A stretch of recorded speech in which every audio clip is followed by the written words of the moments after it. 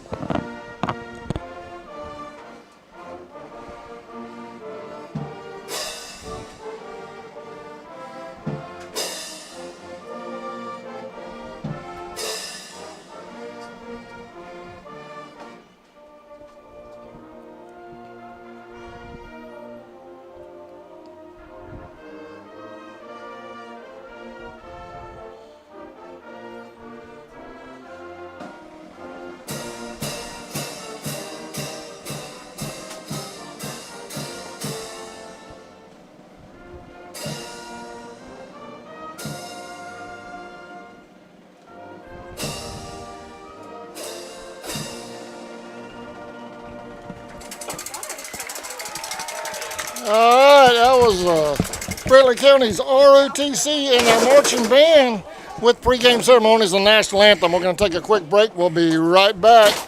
Kickoff coming up in just a few moments. You're watching Indians football on CSN when we come back.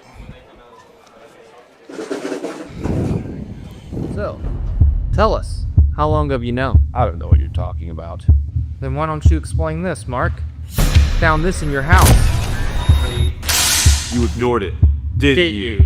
I thought I had more time. Really, Mark? Does this look like you had more time? You know what you should have done, right? I should have called True Force. Well, now you can't. Ignoring the signs won't make the problem go away. Call True Force Roofing today. In your time of need, give Rob Robertson a call at 912-496-7388. Shepherd Robertson Funeral Home says, "Go Indians."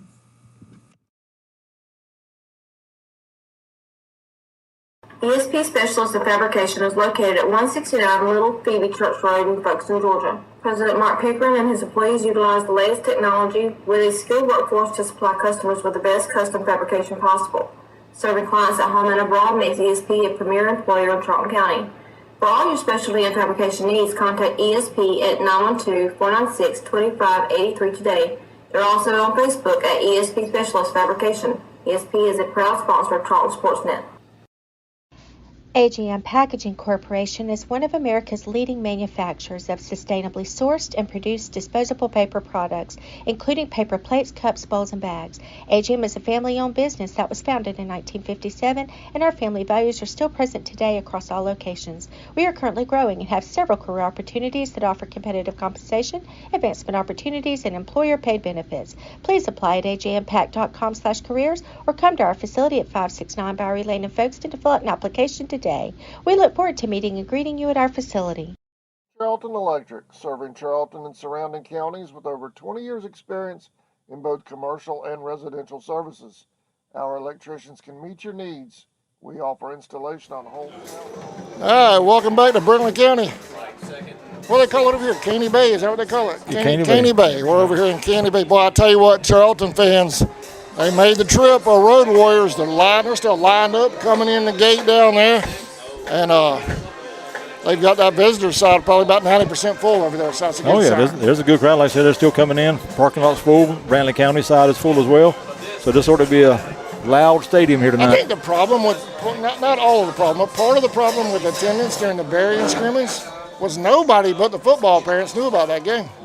Yeah. You know, I mean, I didn't know about it until about 5 days before the scrimmage. So I think that was a lot of the issue with attendance during that scrimmage. Right. Was it just wasn't publicized like we normally do, you know. Yeah. I only had 5 days notice on it. We usually get a lot more than that. But anyway, big game tonight, man. The Herons look like they have some new unis, new helmets and all down there. They got a battleship gray down there. They look that good. Looks pretty good. It does look good. Yep. Rivalry that took a couple years off and started back last year over in Charlton. Charlton won big last year, and here back in game number 2 on this renewal of this rivalry. Ought to be a good one.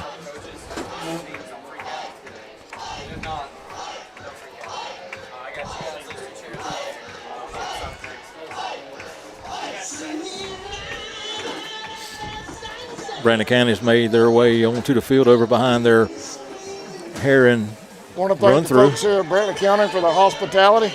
I mean, we couldn't have gotten any closer to the press box than we did this year, man. Yep. These folks, they set us up this year. Right there at the back door. Appreciate that. Yep. We could have probably done the game out of the trailer down there. We're right on top of the trailer. Just about, yep. Could have run some cameras up and been done with it.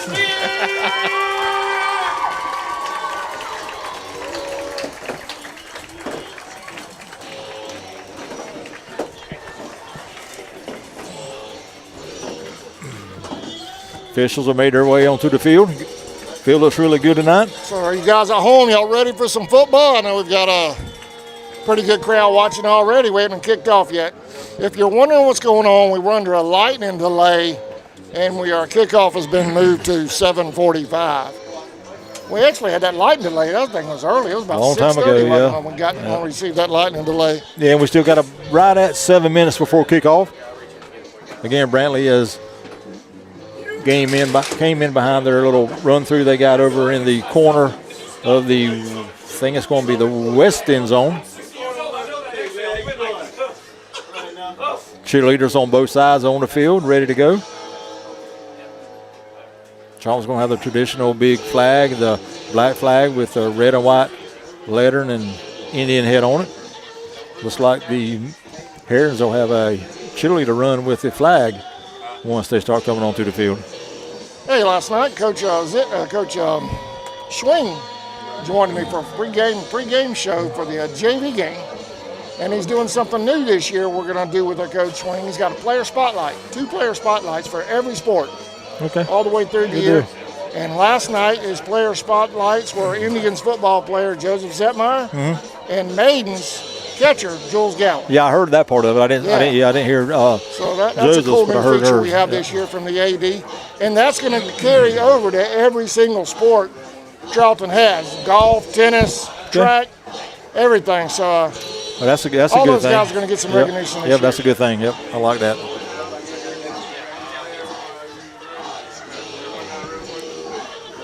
Coach Schwing being proactive on that, jumping right into it. I think he enjoys the segment too. Yeah, I think he's having a good time with it.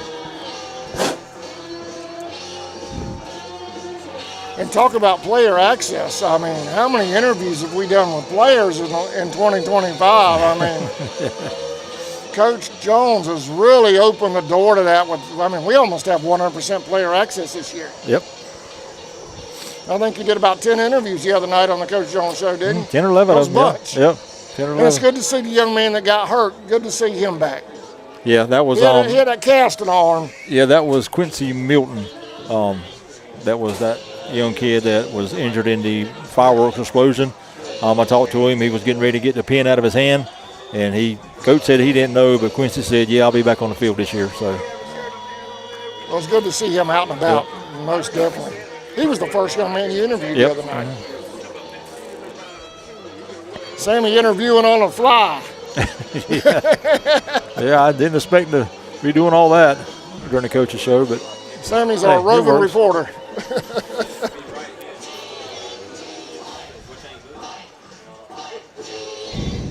Still waiting on the Indians to come out of their locker room and make their way to the field. Shot of the Brantley County band. We have 2 cameramen over there on our side of the field. ROTC and Fenton's cameras. Fenton's cameras giving us a problem for that long range. We're going to have to bring Fenton back over here on this side. It's not. You see that? That's Fenton's camera. We might have to bring him over here at some point during the game. That's a little fuzzy. Rollins is doing fantastic.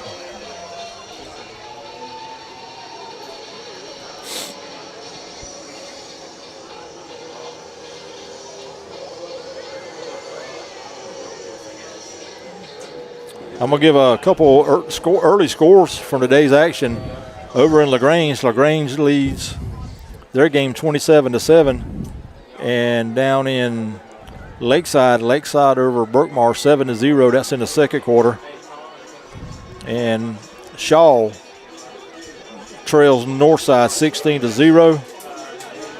We already have a score. BC 7, Colquitt nothing. Okay. And Jeff is supposed to be sending me some scores throughout the game, so we'll keep everybody updated. I got you. All right. Dublin and Swainsboro, no score in the first. A little bit of a delay here as we wait on teams to hit the field. Vidalia and Lone County, no score in the first.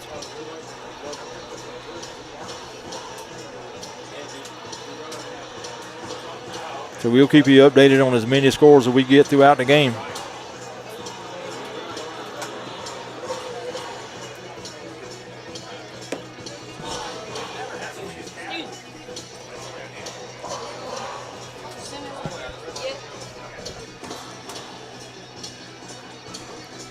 Not unless he's upstairs. I don't know. Go to that ladder and look up there and see. Looks like the Indian player captains are making their way down to the field. You gotta love it. Gotta love it.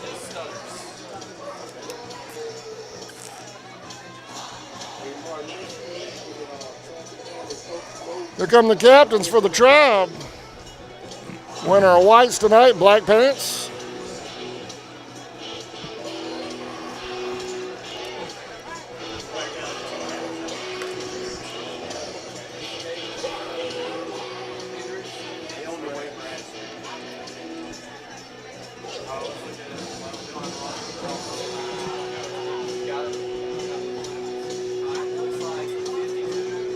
I'm ready for some football, man. This ought to be a good test for the Tribe tonight. Get warmed up, get going here. Big game next week in the Swamp at Champ Bailey. Have to pack that place out next week. Buccaneers, they're going to come play football. Oh, yeah. McIntosh always very competitive in football. I wonder if they're still as one-dimensional as they were last year, if they've opened that thing up some. Oh. Remember last year when we went over there was just run left, run right, run up the middle.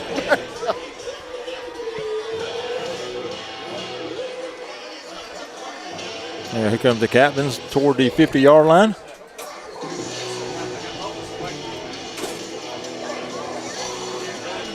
Four, 52. Rollins right on top of them. I'm trying to get the numbers for you.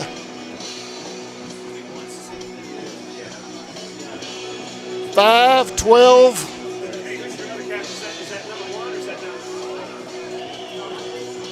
And 40-something, I couldn't see his number.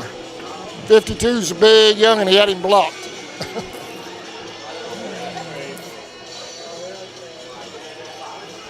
All right, captains for the Herons tonight will be number 12, Caden Hendricks, 44. and number 17, Peyton Perez.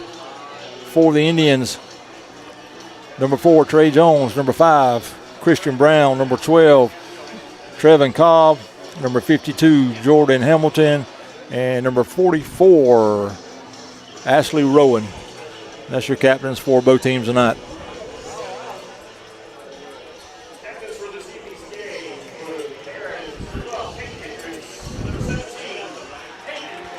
Road Warriors showed up, Sammy. They did. Full house over there.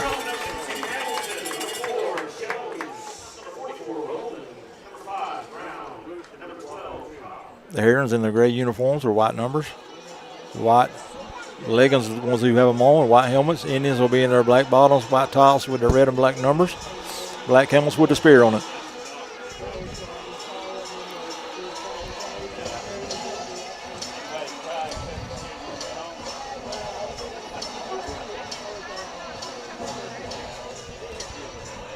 Let's see if we can listen in. No audio off that camera yet.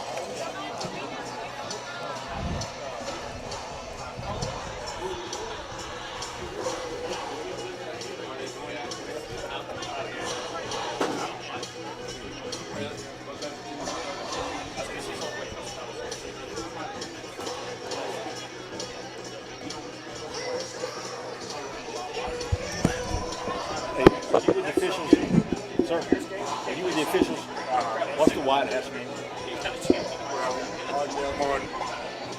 They don't call the names out no more. I'm just going to do it on the. His name, Mark. Martin Milton? Milton. Milton? Martin Milton.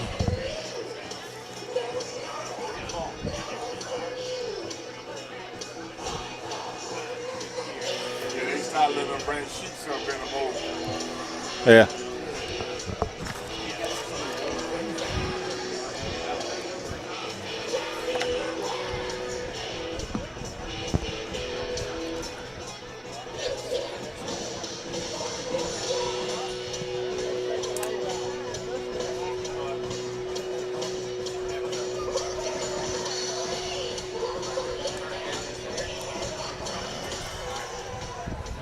Score update over in Bacon County. Bacon County trails Clinch County 6-0, and that's in the first quarter. Thank you, Jeff.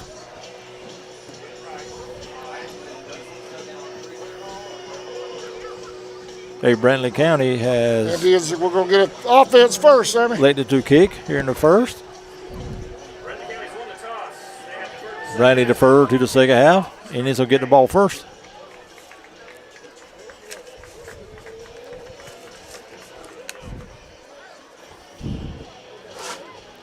Those new helmets for the tribe are looking sharp, too. Yeah. Those brand new spears, shiny spears on there. Rylan making me nervous running with that heavy-duty equipment again.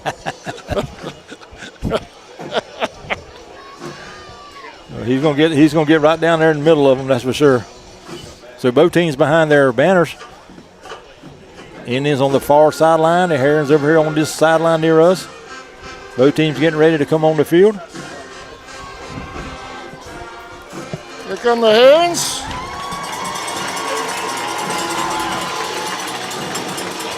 That inflatable tunnel.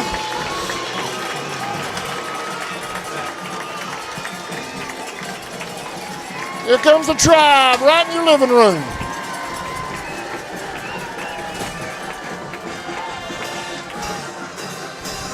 All right, both teams on their sidelines.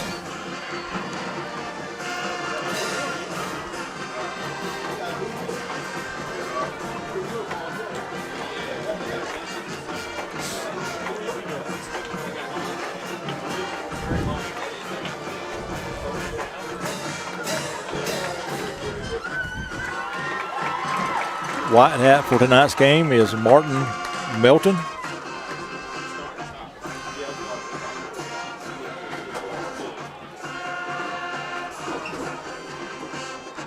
Here come the Herons kickoff team.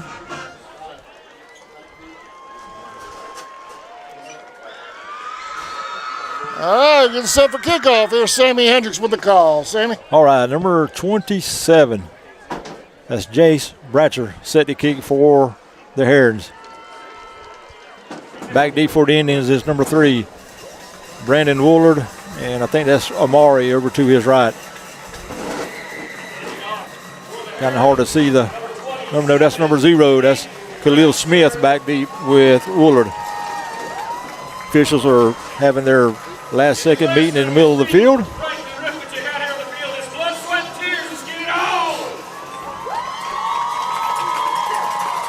2025 opening week of high school football between the Brantley County Herons and the Charlton County Indians.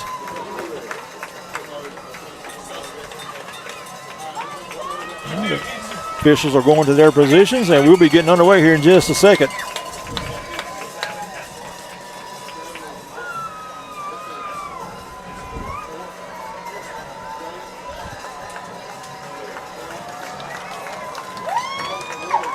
All right, Bratcher has the ball set on the tee, and he's ready to go.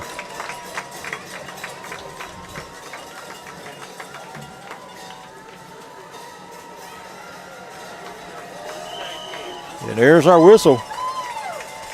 Bratcher puts the foot into it. We're underway. It's going to be fielded up at around the 25-yard line. Ball's on the ground, and I believe he went out of bounds on the Indians' sideline. And Indians going to take over close to the 35-yard line and see where they spotted at. That was dangerous. That was Khalil Smith, I believe, that came up and took that kickoff. So the Indians will come to the line.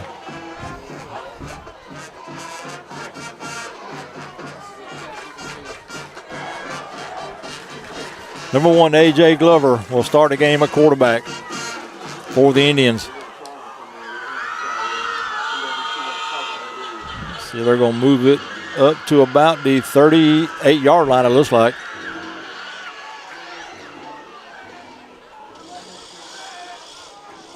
There's some confusion now on where they're going to spot the ball at. Now they're going to move it back and spot it at the 34. And that's where the Indians will take over 1st and 10. Glover, your quarterback in the shotgun. He's going to have a receiver wide right, one to the left, a tight end to the left. Wilson offset to his left. And don't know if he's just still trying to get a signal or waiting for the whistle. AJ's going to walk up and change the play at the line. And he'll back up by Amari in the backfield. Take the snap. He will fake to Amari. Trying to throw to the right side. Got a receiver open at the 45. Down to the 50. That ball's on the ground, and the Herons will recover the fumble at about the 44-yard line. So after a good pickup on the first play of the season, the Indians turned it over.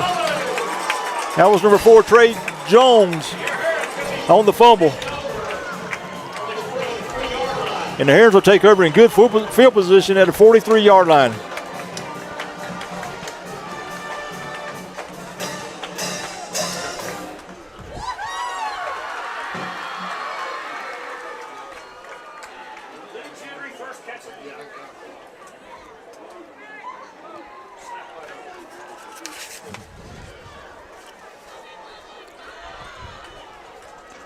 Herons will come on the field led by quarterback number 12, Caden Hendricks. He's going to go up under center. He's going to have 2 H-backs, one right, one left. Man in motion. He'll take the snap, turn, and fake to the fullback. Going to throw down the left sideline. Got a receiver. He slips down and falls. Incomplete.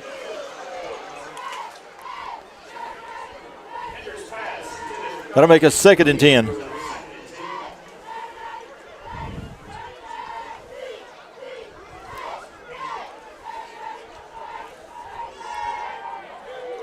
That pass is intended for number 2, Talon Collins.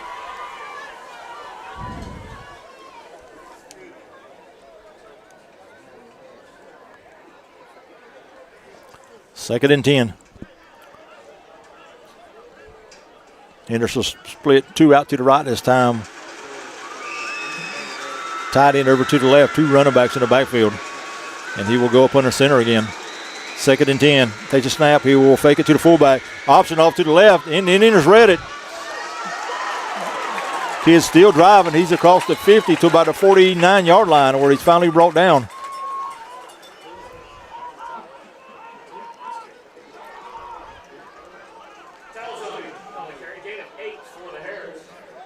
Collins on the carry, pickup of 8.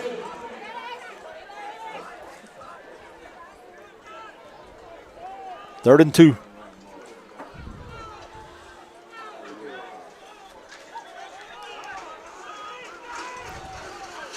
Ball spotted right on the 50-yard line. All bunched up formation on the line for the Herons. Henderson will go under center. Fullback in the backfield with him. He'll take the snap. He'll turn, hand to his fullback. Bounces out to the left side, right in the middle. Got a hold, got a first down. He'll be down to the 40-yard line. Pick up a 10 on the play. Mason Kicklighter on the carry. First down, Herons.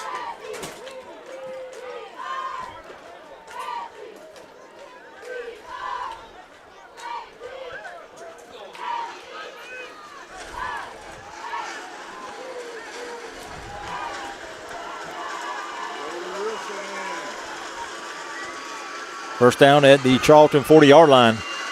Henderson will go up under center again. He's going to have 2-3 tight ends in the game. A receiver split out wide right and a fullback in the backfield with him. He'll go up under center, man in motion. He'll take the snap. He'll hand to that man. Right in the middle. Ball's on the ground. And let's see who got it. I think the Herons did.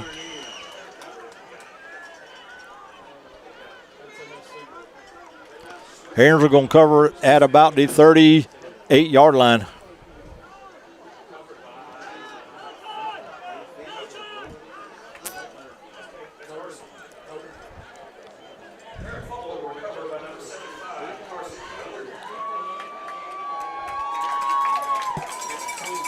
The 75, Carson Koger recovered that fumble. And they're going to move the ball back now to about the 46-yard line, or Christian 44-yard line.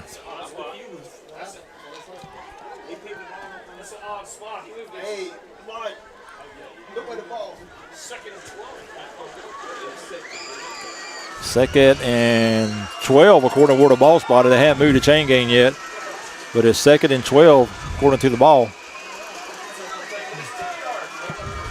So I'm not sure what's going on here.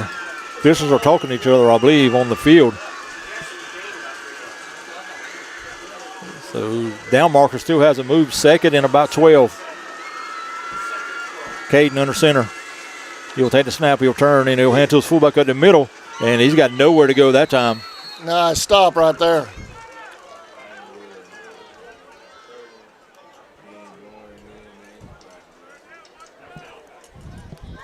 Number 22, Hunter Spradley on the tackle for the Indians. No gain on the play.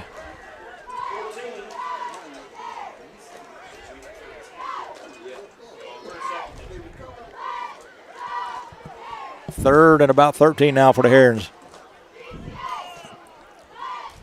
Herons trying to get the right personnel in the right position. Caden's going to send two receivers out to the right. He's going to have one wide to the left. Tight end to the right, running back offset to his right. Third and long.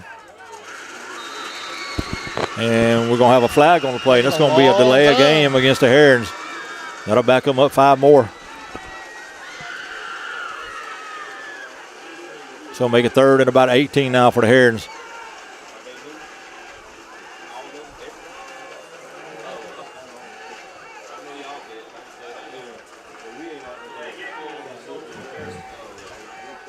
That'll move it back to the just inside the 50-yard line of the Indians. Third and about 19 now for the Herons.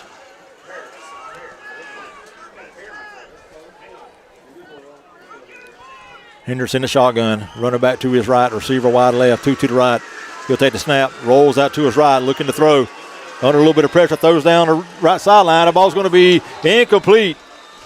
Intended out there for number 8, Caden Hickox.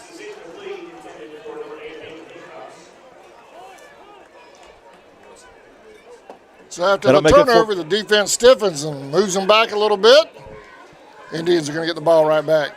That'll make it fourth and about 19. Number 1, Mason Kicklighter will come on and kick for the Herons. I believe that's number 0, Khalil Smith, back deep for the Indians.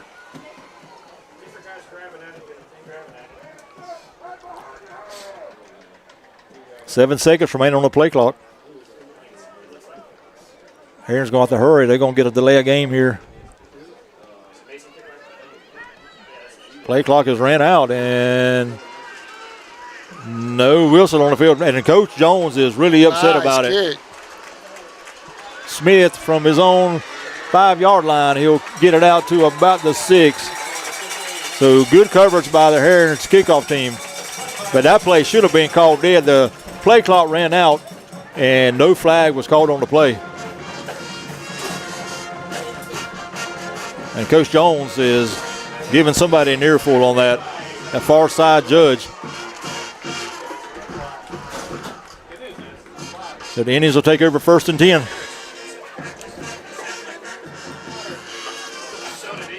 You can't miss that call. That was an easy call. That play clock ran out. There was about 3 seconds before they snapped the ball after the play clock ran out.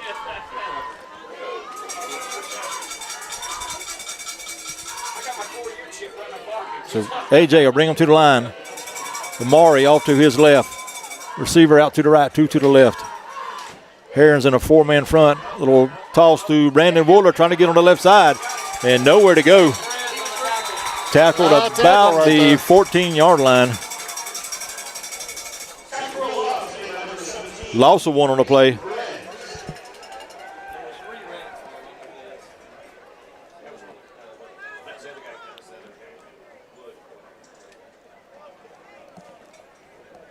So 2nd and 11 now for the Indians.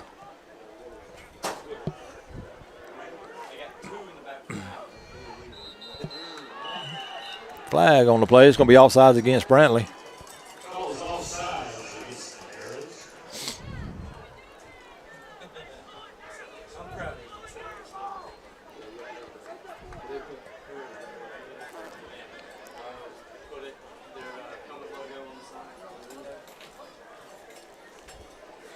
They'll move the ball up to about the 19-yard line.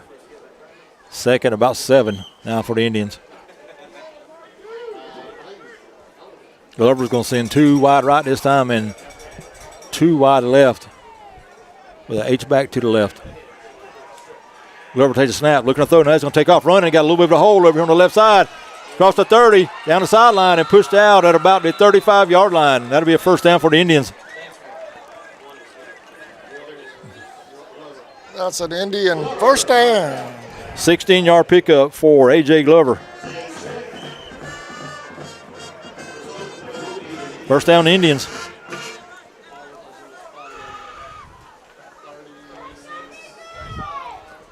They'll spot it at the 35-yard line. First and 10. 34-yard line.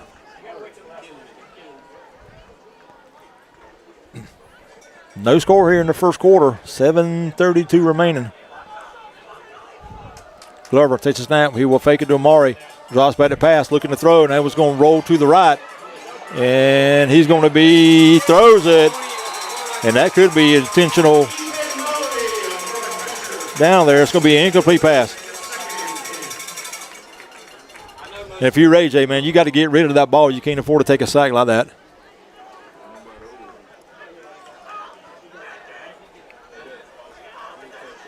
Got to make it 2nd and 10 now for the Indians.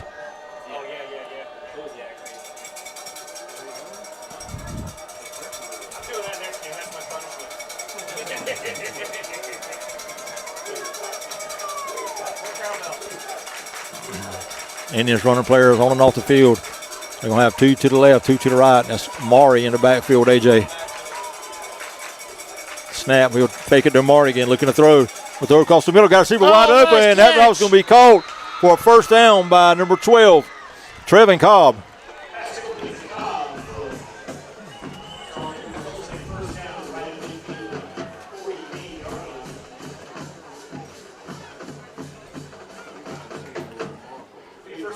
Pick up about 15 on that play.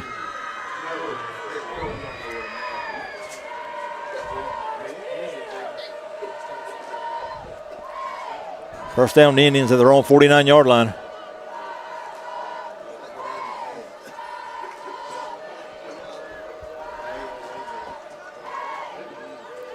Glover looking over toward the sideline, trying to get a play. He's going to have 2 receivers to the left, 1 to the right. Amari's going to be behind him, offset to his left. Man in motion will take the snap. He will fake it. He'll keep it himself. Ball's on the ground. It's still on the ground, and the Zoo's got it. Indians were there, but I'm not sure if they got it or not. Heron coaches say they got it. Let's check and see. And recovered by A.J. Glover for the Indians.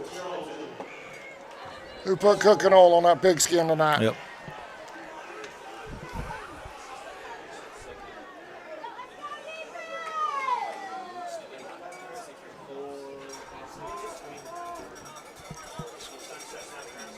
Going to be loss of almost 6, 2nd and 16. I know it rained on the way up, but it didn't rain here. Nah. Got to secure the ball. Glover in the shotgun. He'll take the snap. He'll fake it to his tailback, looking to throw. Going to throw over toward the right side, and it's going to be called by an Indian around the 35. Nice job. And he'll be tackled about the 31 or 32-yard line. That was almost like a floating duck, and it was caught by an Indian.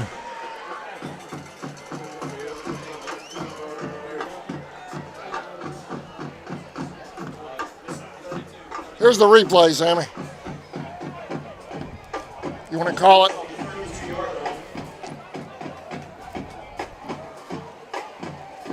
That's a nice job going to the ball. Back to AJ, Love. quick pass out to the right. That's Woolard. Breaks 1 tackle and is trying to go down the sideline. Was knocked out after a pickup, maybe 1.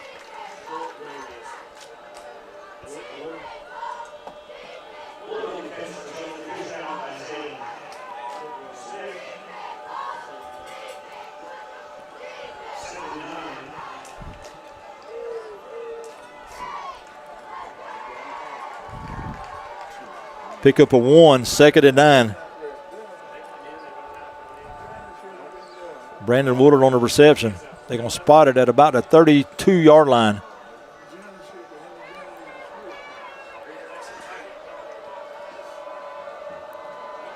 Direct snap to Amari. Amari's trying to go to the middle. Breaks one tackle in the backfield. Still on his feet. He'll go down to about the 25-yard line.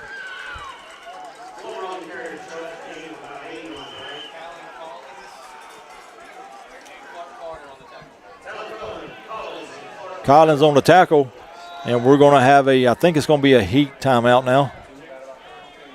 Official timeout with 5:56 remaining in the first period. No score here in Caney Bay. We'll be back right after this. You're watching Indians football on CSN when we come back. Official. Service upgrades for mobile home services, troubleshooting, ceiling fan and light fixtures, and much more. Call us today for an estimate, 912-496-4528. Celebrate 80 years with Folkestone Furniture. Join us as we mark 80 incredible years of comfort, quality, and community.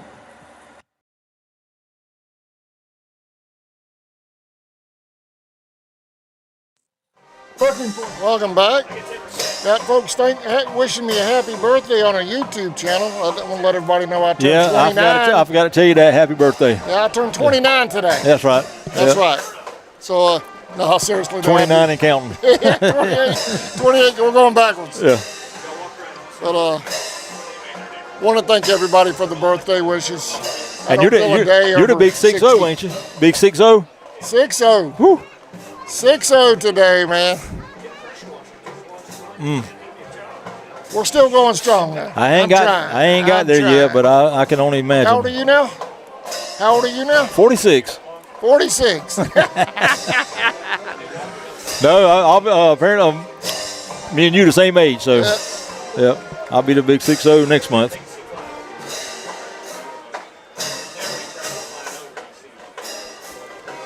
Well, I do appreciate the birthday wishes. It's been a day. Tammy and I are going to celebrate my birthday tomorrow, so Good deal. Obviously working tonight. Yep. All right, 5:56 remaining in the first period. No score. We're in the middle of a water break. Now both teams are back on the field, and we're about ready to get back to play.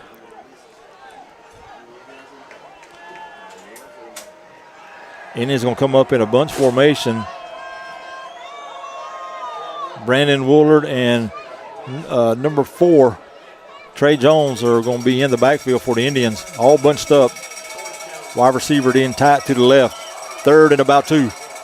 Woolard to take the snap. Bobbles the ball. Now to go in the middle, and he got just inside the 25-yard line. Still on his feet, and he'll be brought down right at the 25-yard line. So pick up maybe 1. Or no gain, maybe. No gain on the play.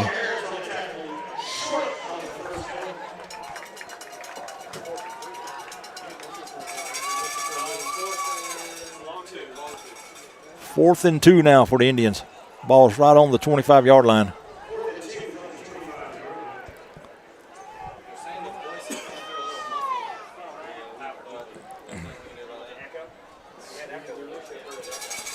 All right, the Indians will come to the line. That's bunch formation to the right for the Indians. Great snap to Maury Wilson, trying to go on the right side.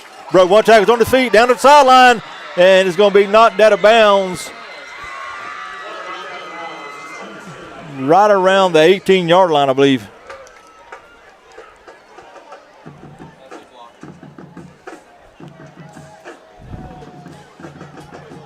My grandson Blake had a birthday 2 days ago.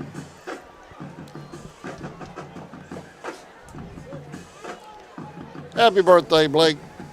He's probably not watching. 13 He's yards. Into space stuff. He wants to be an astronaut. 13 yards on that carry by Wilson. Indians going to line up in the same formation. First down about the 12. That's Jones trying to go in the middle, and he's going to be hit by about 3 Heron linemen. Nowhere to go.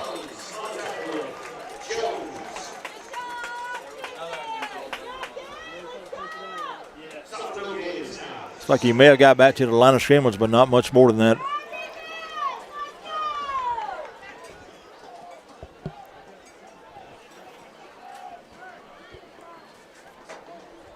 No gain on the play, 2nd and 10.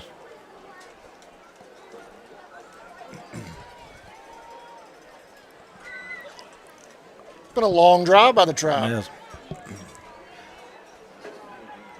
Jones and looks like Woolard in the backfield again. Woolard will take the snap. He's going to try to go on the left side this time. Broke one tackle, still on his feet. Inside the 10, 5. Brandon Woolard, touchdown, Indians.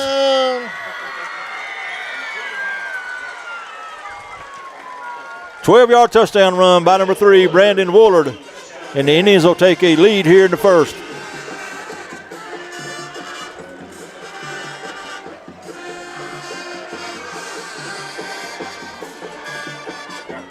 Brandon done a great job of keeping his leg driving. He was almost tackled in the backfield, broke that tackle, and was able to outrun everybody else to the goal line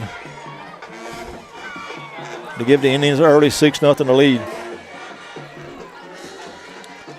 Austin Polk on the tip, the PAT for the Indians. And we're going to have an offsides, I believe, against the Herons.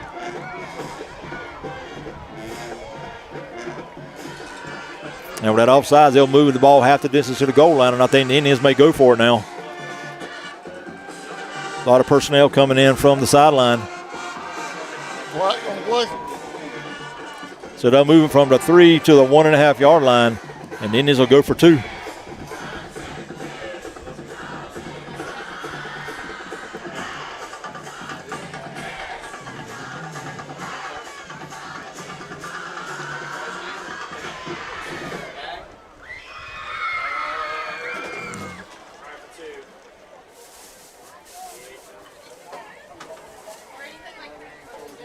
All right, the Indians come to the line. Jones and Wilson in the backfield. Cobb will shift from the right to the left. 2 runners in the backfield. Maury right in the middle. He's going to be hitting the backfield, falls forward, but he's going to be short of the goal line. So the 2-point try is no good. With 4:07 remaining here in the first period, your score, Charlton County 6, Brantley 0. All right, let's let that touchdown run take us to a commercial break. We'll be right back after this.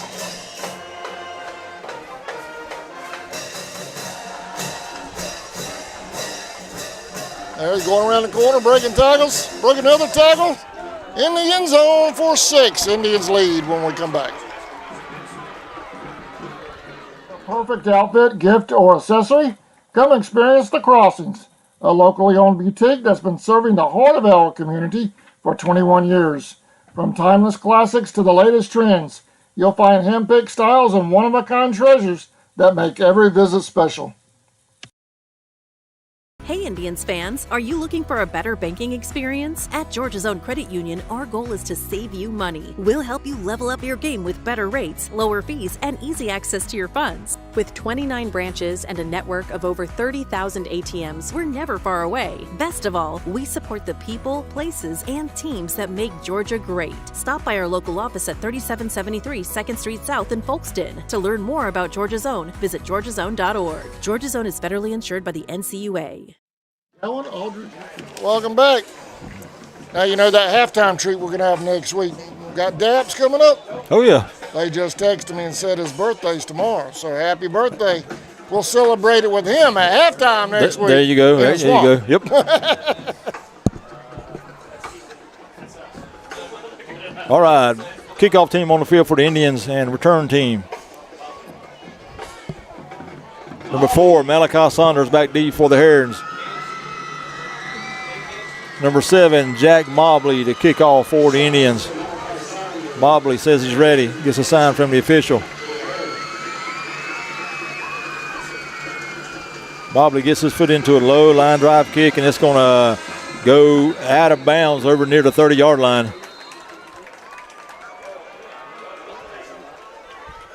And we got all kind of extracurricular hitting going on the field down there.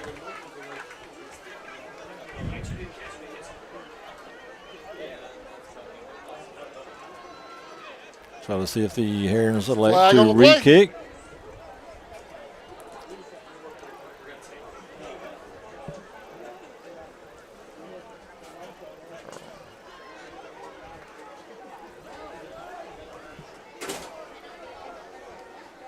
Looks like the Herons are going to take the ball, I believe, at the 30.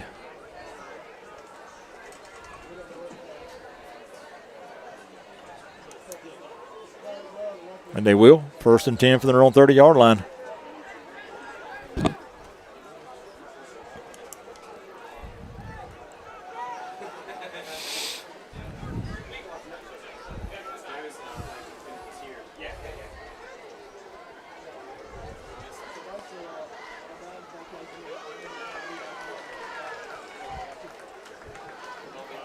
Now they're going to move it up to the 35-yard line. 1st and 10 Herons. Hendricks at your quarterback. He's going to send 2 receivers to the right. Split man to the right. 1 man in the backfield with him. He'll go under center again. 3-man front for the Indians. Man in motion. Hendricks will take a snap. He'll hand it to the fullback right in the middle. And he'll fall forward for about a yard maybe.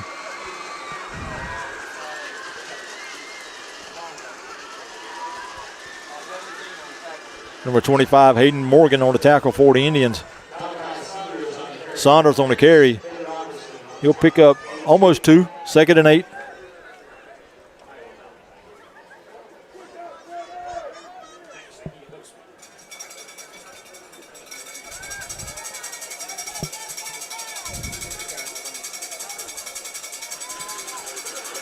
Hendricks under center again.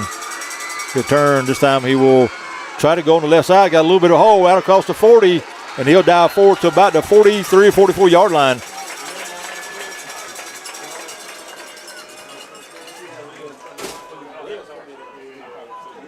He'll pick up almost 7 on the carry. Make it 3rd and a long 1.5. On that line this year, don't we?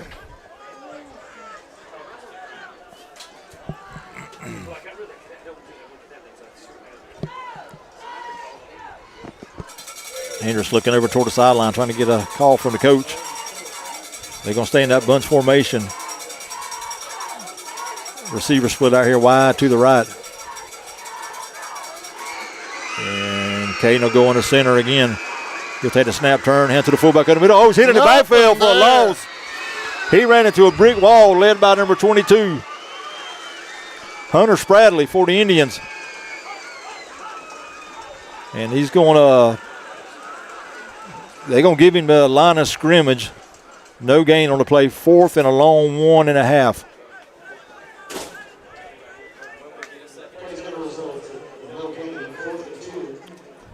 And Herons going to bring on the punt team. Number 1, Mason Kicklighter come on to kick. Khalil Smith will go back deep for the Indians. They put pressure on him last time, but he got a nice kickoff. Herons trying to run a player on late. Good snap. High kick, wobbly. It's going to hit at about the 30 and take a Heron roll. It's going to roll down inside the 20, still rolling. And finally picked up right at the 17-yard line. And that's where the Indians will take over 1st and 10 with 1:37 remaining in the first. Indians lead at 6-0. We'll be right back after this. Shop local, support the folks, and support your youth. It's located in Kingsland, Georgia. It's proud to serve the communities of Charlton and Camden counties, offering life, home, car, and business insurance. See Andy Gowan today for your insurance needs.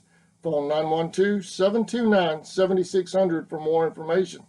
Protecting you is what we do.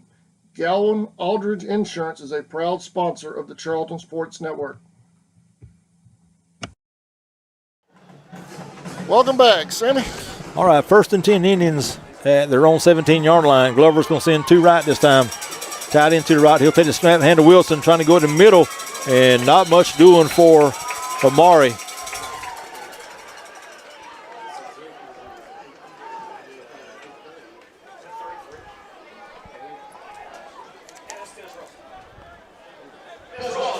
Number 33, Dennis Rollerson on the tackle for the Herons. No gain on the play, 2nd and 10.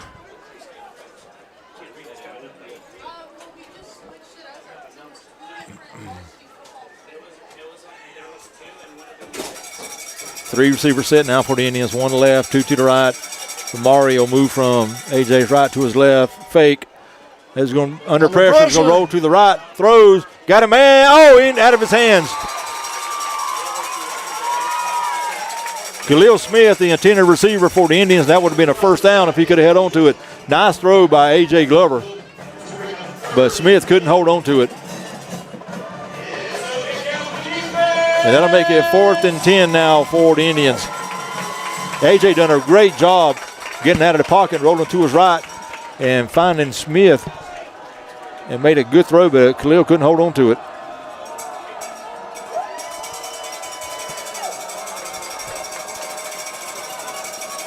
AJ looks like he's changing the play at the line. He's going to have 2 receivers to the left, 2 to the right. Trevin tight end to the left. Going to take this snap straight up the middle, and he's going to get out to about the 18-yard line. Hit hard there by a couple of Herons.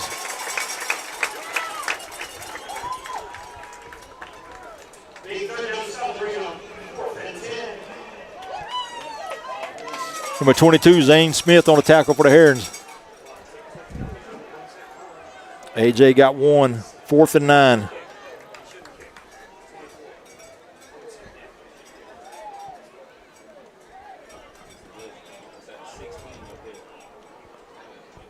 And that may have been the last play of the first quarter. Clock's running down under 10 now. They're just a high snap. We had to go get that. Low wobbly kick is going to hit at the 40 and roll backwards to about the 38-7-yard line. And that's where the Herons will take over in great field position. And that'll be the last play of the first quarter. You score after 1 period of play. Charlton 6, Brantley 0. All right, I have a few scores set before we go to a break. Kendham 8, Brunswick 7, Glenn 17, Wayne 7, Colquitt 14, BC 7, and Ware 6, Applin 7. I got 1. Go ahead. Bacon County 12, Clinch County 0. All right. We're going to take a quick break. We'll be right back. Second quarter coming up next.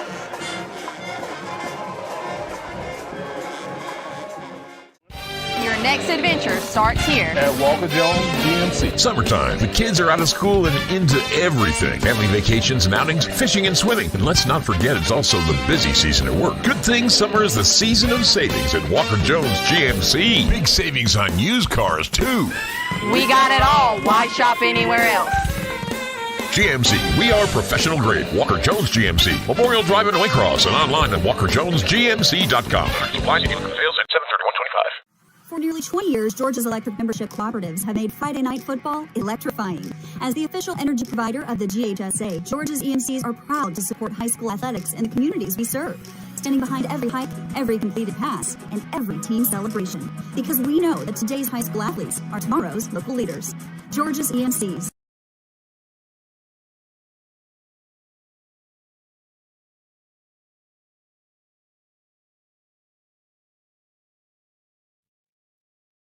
Seasons Floral, located at 4415 2nd Street North in Folkestone, Georgia, has all of your floral needs covered, from Valentine's to birthdays and weddings.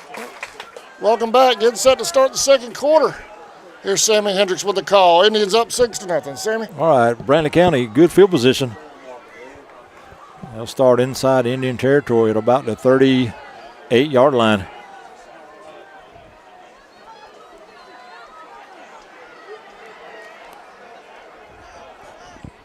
Hendricks is moving some receivers around. They're going to still have a bunch formation.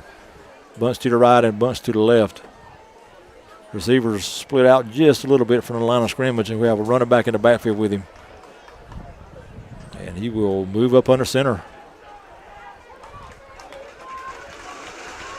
Turns and says something to his running back.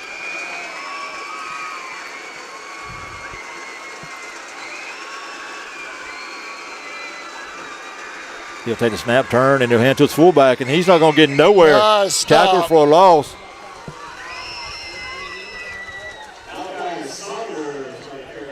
Number 50, Jordan Robertson on the tackle. Saunders on the carry. And he's going to lose a yard. Great penetration by that defensive line for the Indians. Second and close to 12 now.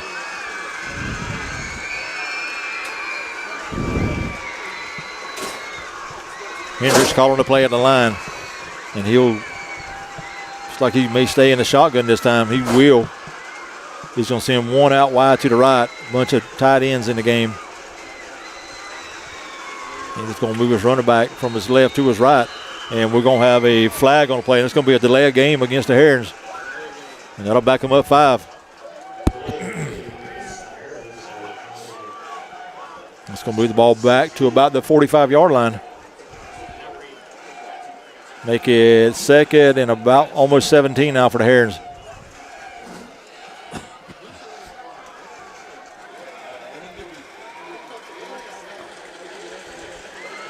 The concession stand smelling good.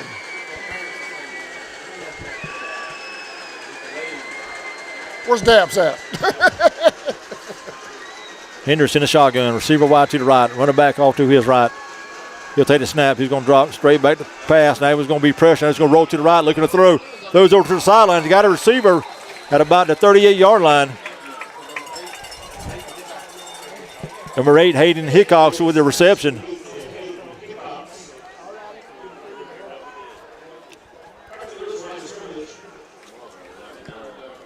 Pick up about 7 on the play.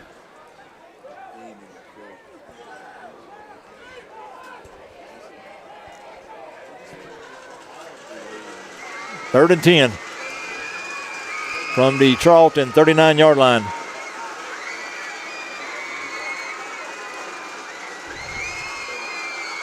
Still in a bunch formation for the Herons. One receiver wide right now, one to the left. Henderson under center again, man in motion. He'll take the snap. He will runs it to his fullback, and the ball falls on the ground, but Henderson is able to recover it at about the 44-yard line.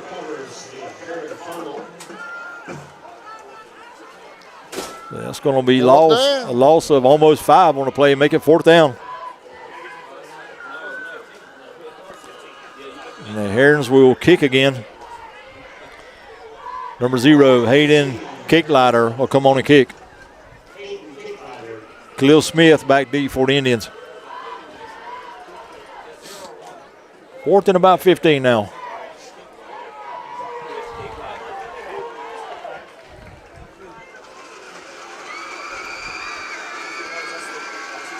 High snap. Ball goes over. Oh, man. Kicklighter's head all the way back to the 30. Now we pick it up and try to run it. And he's going to be tackled way back at the 40. And a flag comes out about 10 hours after the play. Good call by the official. Thought the guy right up next to him may get it, but the guy on this far side got him. But that was a face mask on the Indians. What was the flag? Face mask. Mask. Yeah. I hit the replay too late. Yeah. I missed it. So instead of being at about the 35, they'll back that up 15 yards.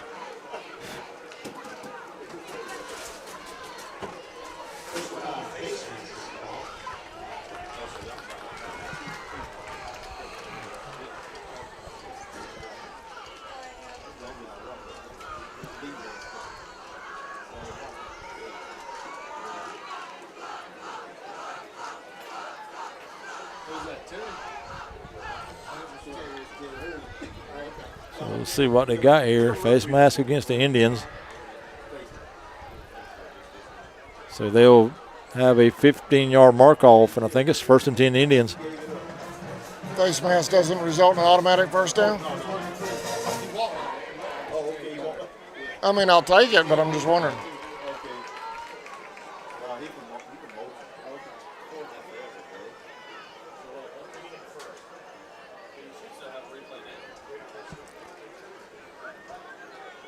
Let's see what we're going to do here.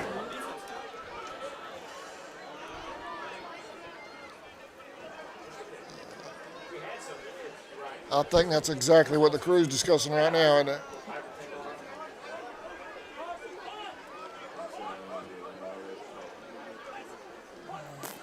And it looks like they're going to mark the ball off and they're going to re-punt.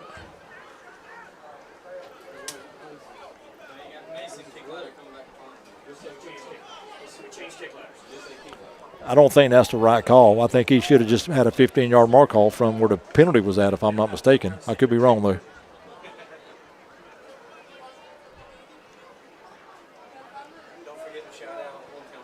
So they marked the 15 off from the spot of the foul. Now we're going to re-kick.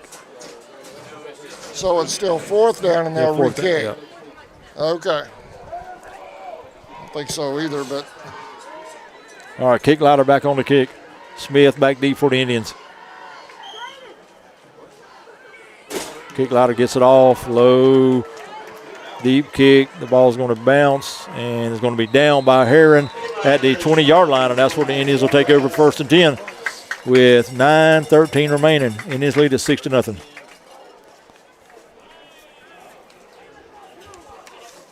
I have to look that one up.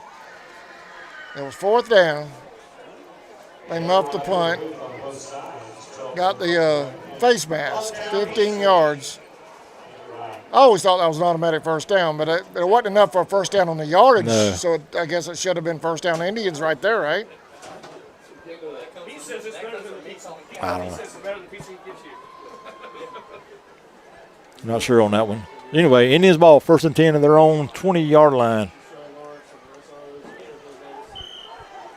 Indians are going to come out in a 2-receiver set to the right. Glover takes the ball and hands off to Maury. Maury trying to get on the corner, gets out across the 25 to about the 27-yard line.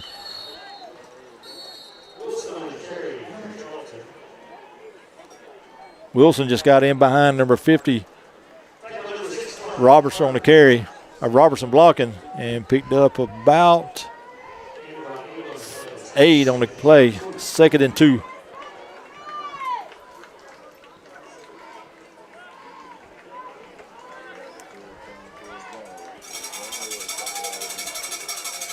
Amari in the Wildcat. He'll take the snap. He will try to go to the left side this time, trying to get some blockers. Now cuts it back up and drives forward. Looks like he's got a first down across the 30. He needed 2 for a first. I think he may have got 3. See where they spotted at.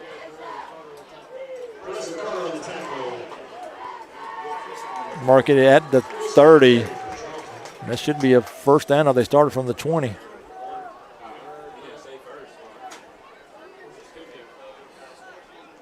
And now they're going to say first down. Timeout. Oh, first down. First down.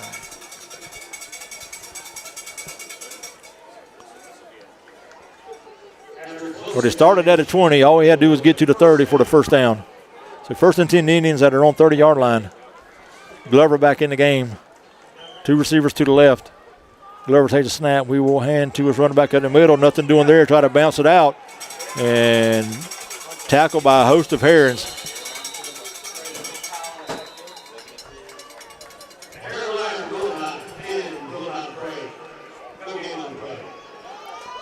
No gain on the play.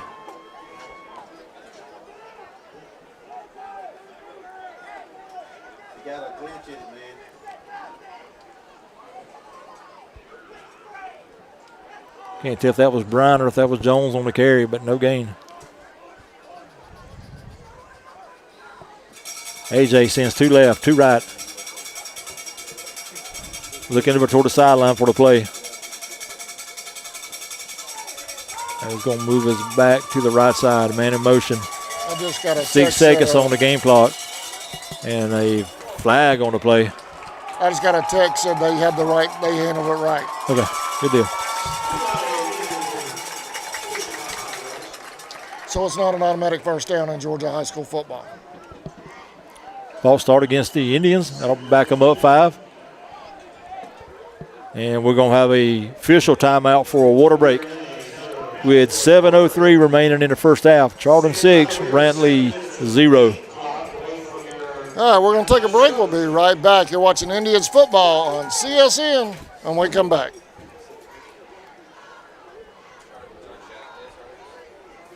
Celebrations, proms, special occasions, or just to say you love that someone special. We deliver as well. Call 912-496-7043 and we'll assist you with any floral need at Four Seasons Floral.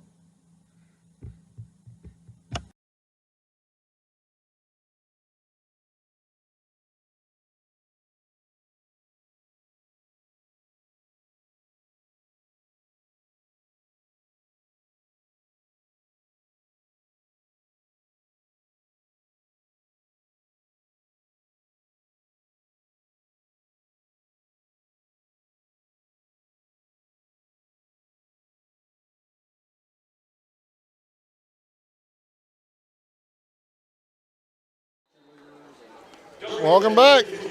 A shout out to New Jersey, man. We have somebody up there watching from New Jersey. Cool. Appreciate you watching.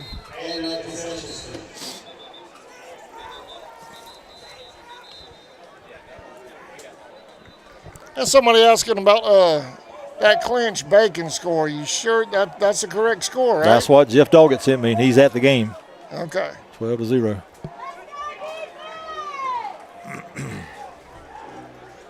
All right, coming out. 2nd and about 16 now for the Indians. Ball's at the 25-yard line. Glover in the shotgun.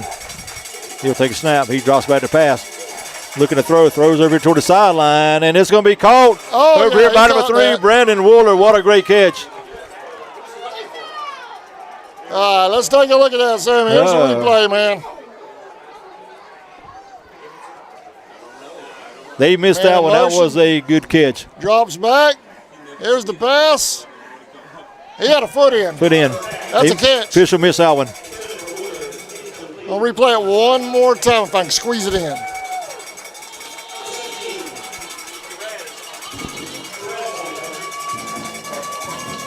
That back foot's in. Yeah, that's a good catch. So a great play taken away from Brandon Woolard. And that's going to make it 3rd and long now for the Indians. Glover, drop back in the shotgun. Amari will shift from his right to his left. He'll take the snap. He'll fake it to Amari. Looking to throw again. Going to throw down the right sideline. And Khalil Smith holding here. No flag on the play. Wow.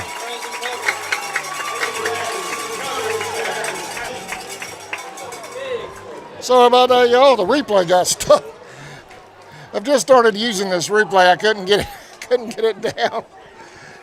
I started trying it with softball this week, and I thought I had it down, but I got stuck just now and kept replaying. So 4th and about 16 now for the Indians. I just wanted to make sure they saw it. That's all.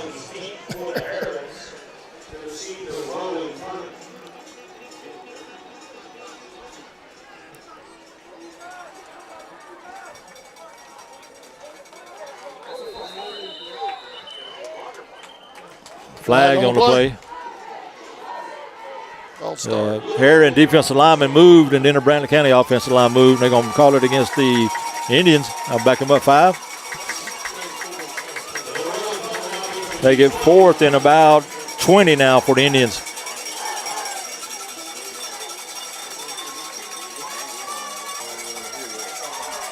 Good snap. He drops it, picks it up, and he's going to fall on it at about a 10.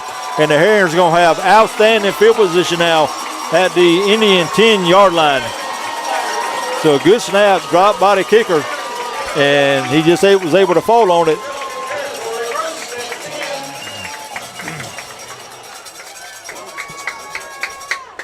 First and 10 Herons at the 10-yard line.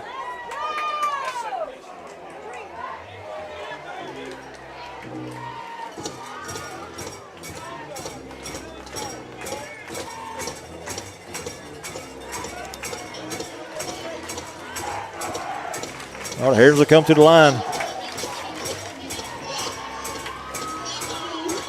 Henderson's going to send one receiver to the right. And then everybody else in a bunch formation. 6-19. 6-19. Hendricks under center.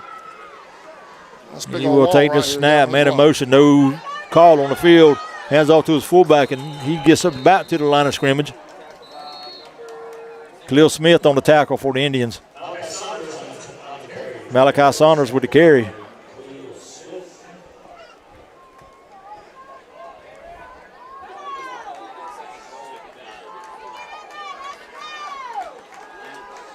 No gain on the play. 2nd and goal.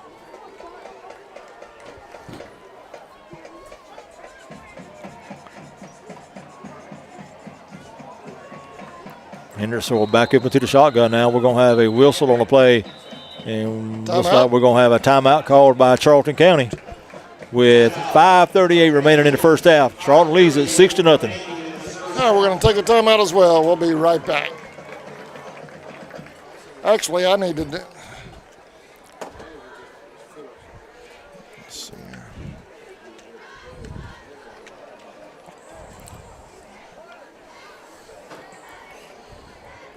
Here's a word from the Charlton County Herald. Hey, y'all, want to know what's going on in Charlton County?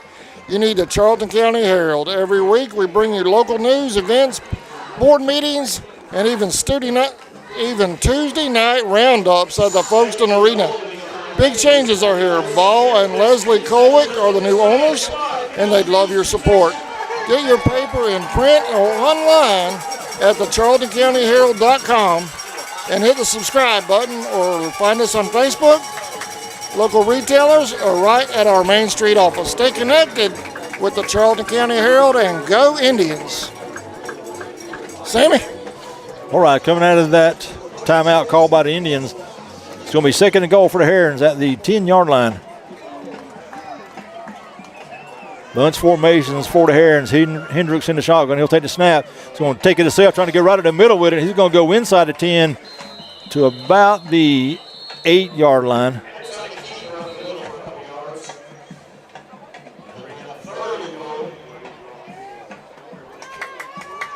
It's going to make it third and goal now for the Herons. Give Hendricks 2 yards on the play.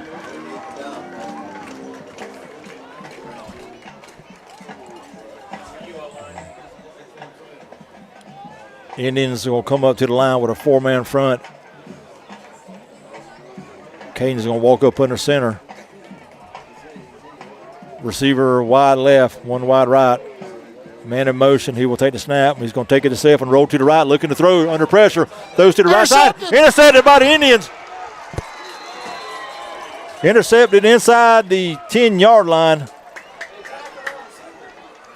And here's the replay. Trey Jones with the interception for the Indians. Here's the replay, Sammy, if you want to call it again.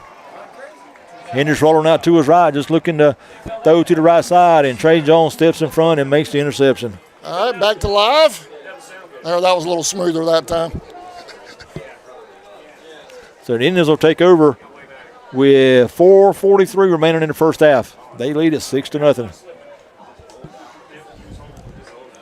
We couldn't do all this without our sponsors. Replay buttons, mobile cameras all over the field now. Update over in Bacon County. Bacon 12, Clint 6 with 15 seconds before the half. Wildcat formation for the Indians. I think that's Amari up the middle, bounces out to the right side, trying to get on that sideline, and is pushed out of bounds around this 16-yard line. Right at Rowland that time. Maury Wilson on the carry.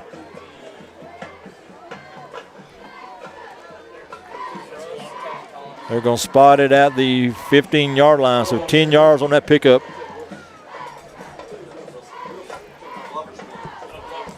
O'Reilly's not afraid of those money shots now, and he messed around and got a job, and he's leaving us next year. Yeah. All right, Wildcat formation again for the Indians. Brandon Woodard takes a snap, looking for a hole at the middle. Just going to move forward for maybe a yard, and he's going to be driven back hard by the Heron defensive line.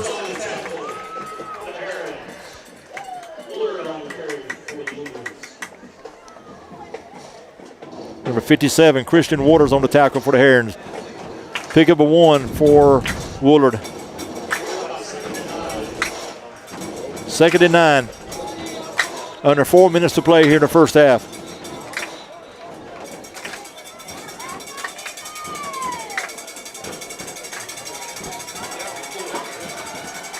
Indians will stay in the Wildcat.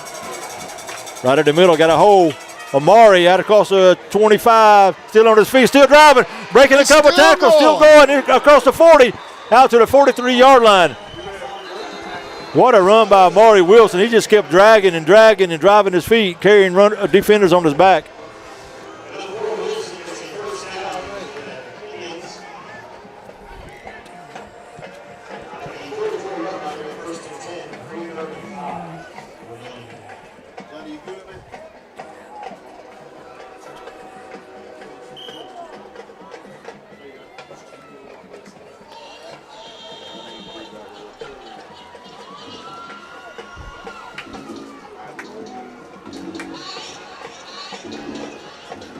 $29-yard pickup on that run for Amari Wilson. 1st and 10 Indians at their own 44-yard line. They'll stay in that Wildcat. Snap. Brandon Wooler trying to go in the middle. Got a little bit of a hole. Still on his feet, driving inside the 40. And he's being tackled at about the 49-yard line of the Herons. About 2 yards short of a first down. And we're going to have an official timeout on the field. I think the Herons had an injured player. Number 0, Hayden Kicklighter, come limping off. Pick up of 8 yards by Brandon Ward, 2nd and 2. Timeout. Let's take Timeout a break. on the field with 3:09. I'm sorry. 3:09 remaining in the first half. Indians lead at 6-0. All right, now we're going to take a break. We'll be right back.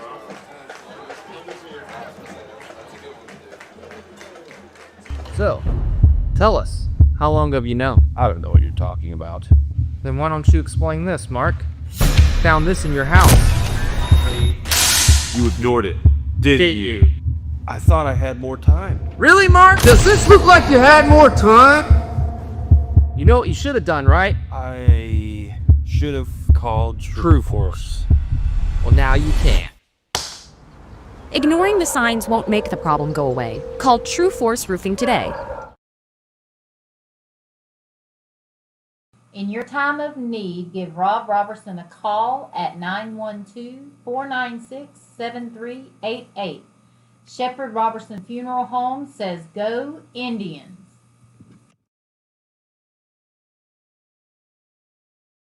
ESP Specialist of Fabrication is Welcome back, Sammy. All right, for those giving us a clinch and Bacon County score, I apologize. It is clinched 12-6. And the last update I had was 12-6 with 15 clinched with 15 seconds before the half. Our Indians will come to the line, 2nd and 2. 3:09 remaining in the first half. Wildcat formation. Bunch up to the left, the snap. This time a little inside fake. Amari down the left side, trying to get on the corner, inside the 40, 35-30. And finally it's going to be tackled inside the 30-yard line after a big pickup.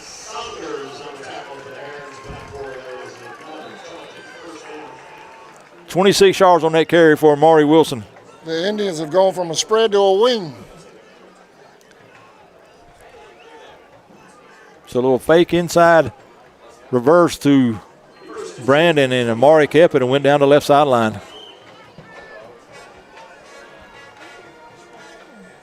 Ball's going to be spotted at the 25-yard line of the Herons.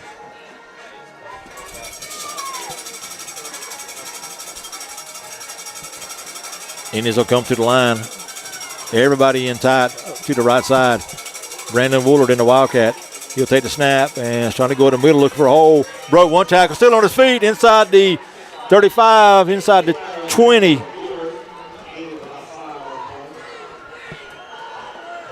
Pick up about 6 on the play for Brandon Woolard.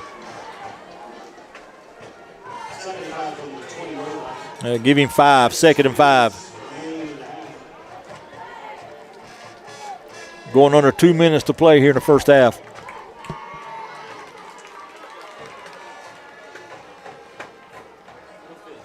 Same formation for the Wildcats. Amari up the middle, and he's going to fall forward just short of a first down.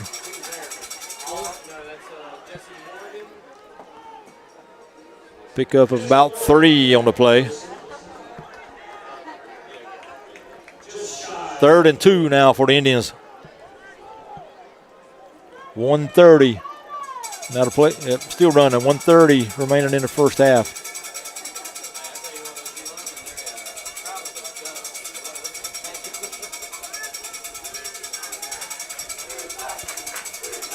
Indians will stay in that Wildcat. He'll take the snap. That's number 4, right up the middle. I think he may have got the first down, but then driven back hard by the Herons. Trey Jones on the carry. And we're going to have a timeout called by Charlton, I believe.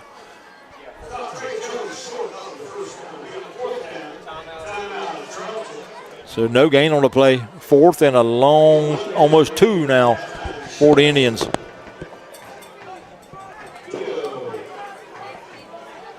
Have a couple of scores while we're at a break. Ware 12, Appleton 7, that's at the half. Benedictine 14, Colquitt 14 at the half. Check 1, 2.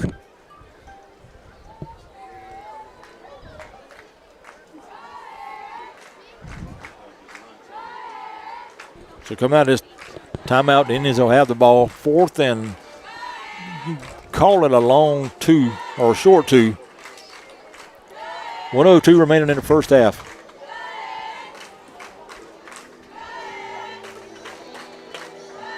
Indians will have 1 timeout left, I believe. Brantley will have 2 timeouts left. Brantley has all 3 of theirs. Charlton has 1 left.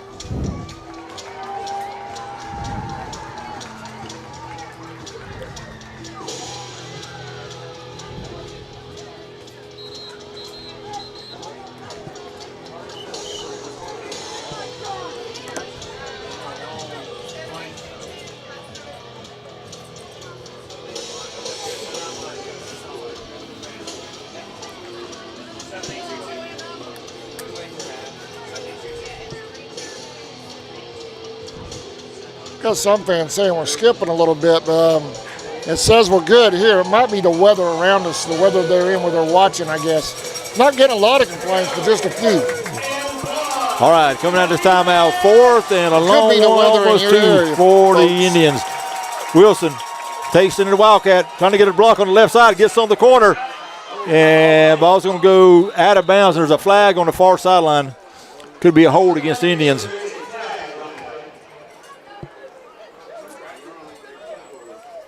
And the officials pointing toward the Herons. He gave the hold sign against Brantley.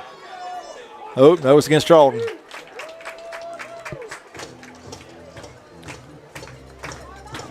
And maybe the coach over here makes the right call. He's trying to decline the penalty. That'll give the Indians a first down if he does that.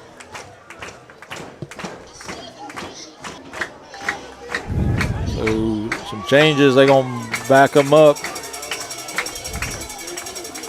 Make it 4th and 10 now. Glover will come back on the field in quarterback position.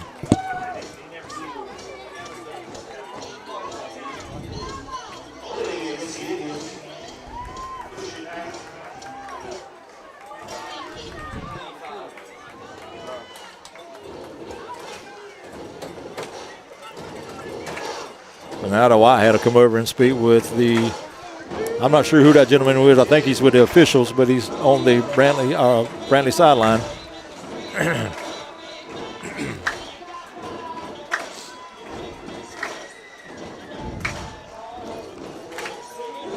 14 fits, nothing.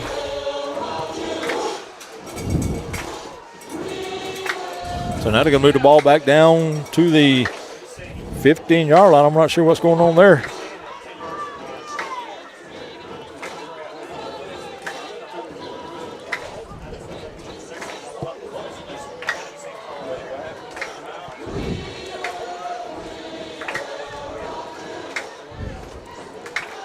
This score update from the Office of the Sheriff. Carrollton 48, Woodard Academy 14 at the half. Yeah. So they're going to mark the ball at the 15-yard line. And what are we doing here? They giving Brantley County the ball. If he declined to play, that's a first down for Charlton. That's a bad call by the official there. That's not right. If he's declining it, it should be a first down. That's not the right call. Yeah, if he declined, the coach over here gave the decline signal call. Now that's what they're doing. That should be a first down for Charlton. He got way more than the first down yardage.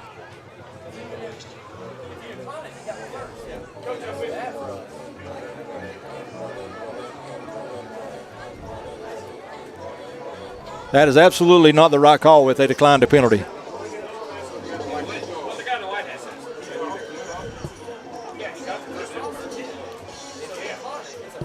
I mean, he went out of bounds inside the 10-yard line. That's got to be a first. Going to be a first down if he declined it. They need to get together and talk about this and get this right. That's not the right call.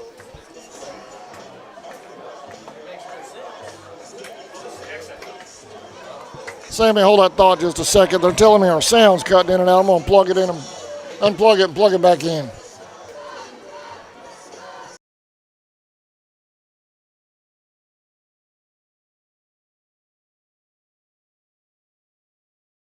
penalty and back them up 10 yards.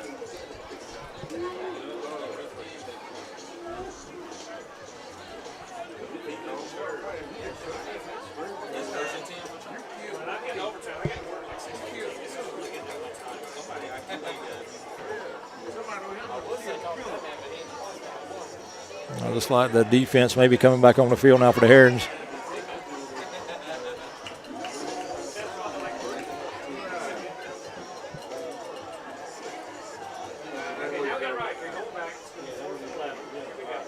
All right, now they've marked it off 10 and marked it back to the 25-yard line. That's the right call.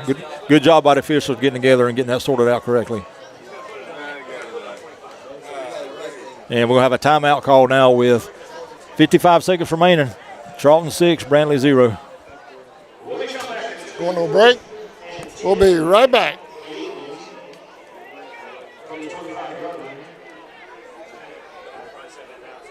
At 169 Little Phoebe Church Road in Folkestone, Georgia. President Mark Pickering and his employees utilize the latest technology with a skilled workforce to supply customers with the best custom fabrication possible. Serving clients at home and abroad makes ESP a premier employer in Charlton County. For all your specialty and fabrication needs, contact ESP at 912-496-2583 today. They're also on Facebook at ESP Specialist Fabrication. ESP is a proud sponsor of Charlton Sportsnet. AGM Packaging Corporation is one of America's leading manufacturers of sustainably sourced and produced disposable paper products, including paper plates, cups, bowls, and bags. AGM is a family-owned business that was founded in 1957, and our family values are still present. Welcome back. We're getting a couple of people saying the sound's cutting out, then others are texting us saying it's not. So the folks that are having audio problems, you may want to go out of the video and come back in and reload it. It may be weather in your area affecting the reception of the game. What was that number? Where you're located, where you're watching it. 7 what? But thank you for the input. We appreciate it.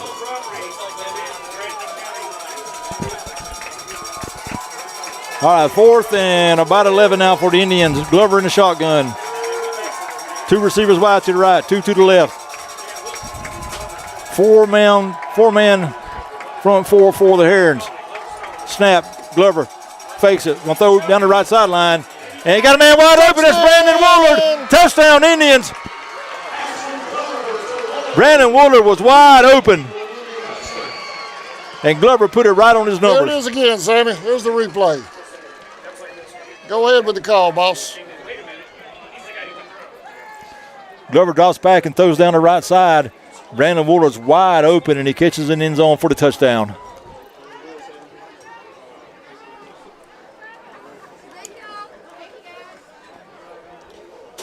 $25 yards on that pass play.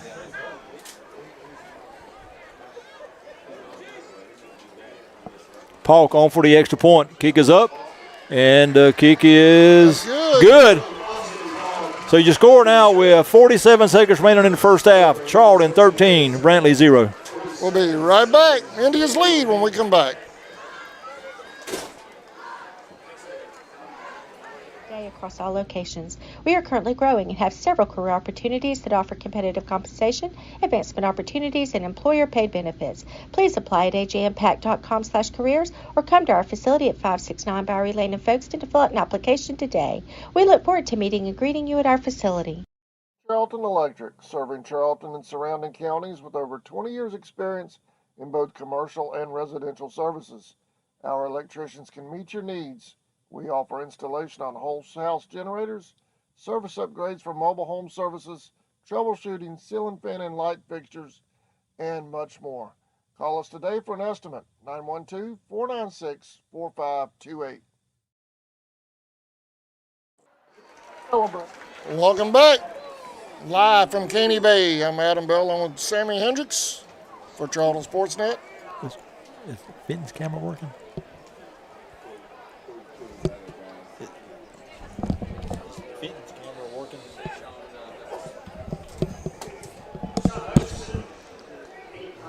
Oh, it's Fenton. Yeah, I'm getting video off of Fenton now, yeah.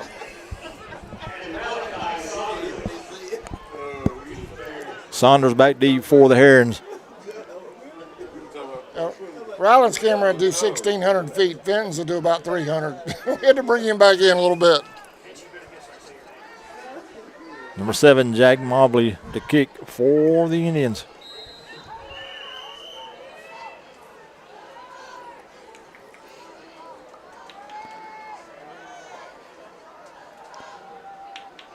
Mobley gets his foot into it. Good deep kick. Heron will go back and get it inside the 10-yard line, trying to cut up the middle. Broke one tackle, still on his feet, trying to get down the sideline, and finally brought down across the 40-yard line. So good field position for the Herons with 37 seconds remaining.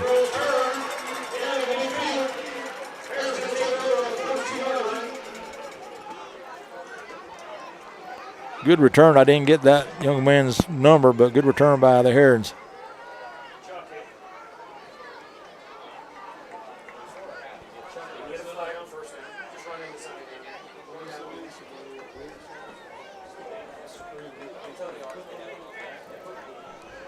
I think that may have been Kicklighter on that return for the Herons.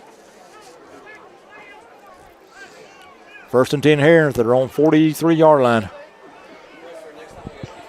Caden Hendricks, your quarterback. He's going to send one receiver out wide right. 3 over here to the left. Going to have a running back with him. Offset to his right.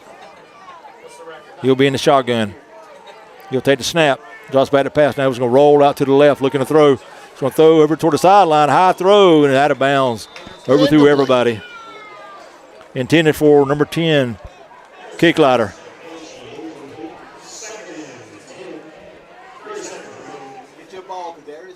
Second and 10 now for the Herons.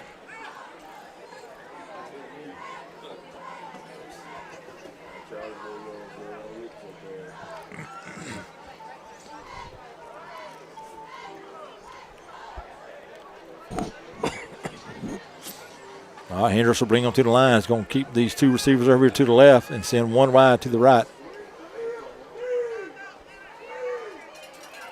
Tight end to the left. Running back off to his left.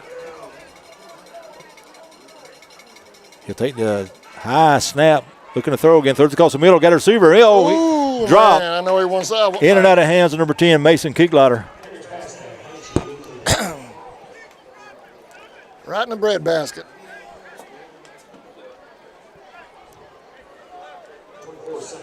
I think I got a wrong name. I think that's going to be number 10. It's going to be Peyton Hanchy.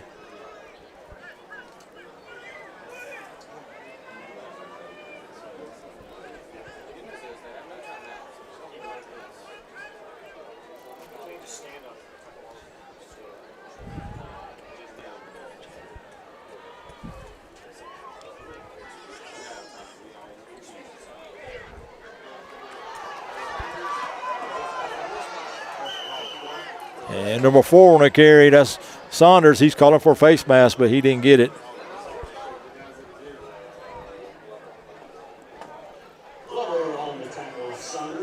Glover on the tackle. And that may be the last play of the first half. Herons are not even going to try to get it off, and that will be the last play of the first half. We just scored at halftime. Charlton County 12, 13, Brantley County 0. All right, let me get this word in from the Herald real quick. We told him we would get this in for Mr. Colwick at halftime. And then we'll have both bands, the Brantley County Marching Band and the Charlton County Band of Pride. Hey, y'all want to know what's going on in Charlton County? You need the Charlton County Herald. Every week we bring you local news, events, board meetings, and even Tuesday night roundups at the Folkestone Arena. Big changes are here. Paul and Leslie Colwick are the new owners, and they'd love to have your support.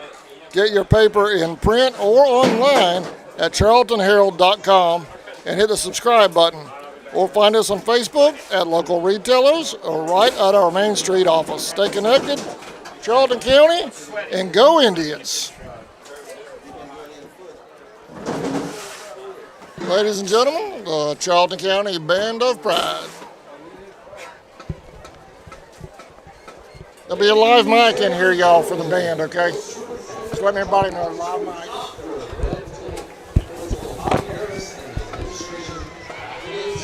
Charlton County High School are proud to present for your halftime entertainment the 2025-2026 of the Charlton High School Band of Pride.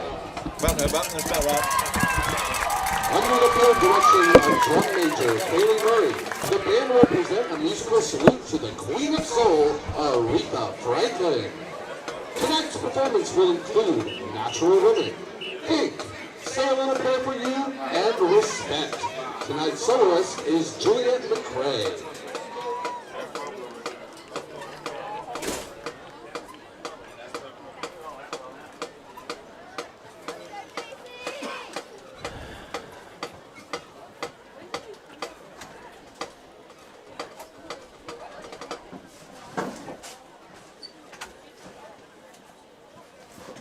Drum major Kaylee Murray, is your band ready?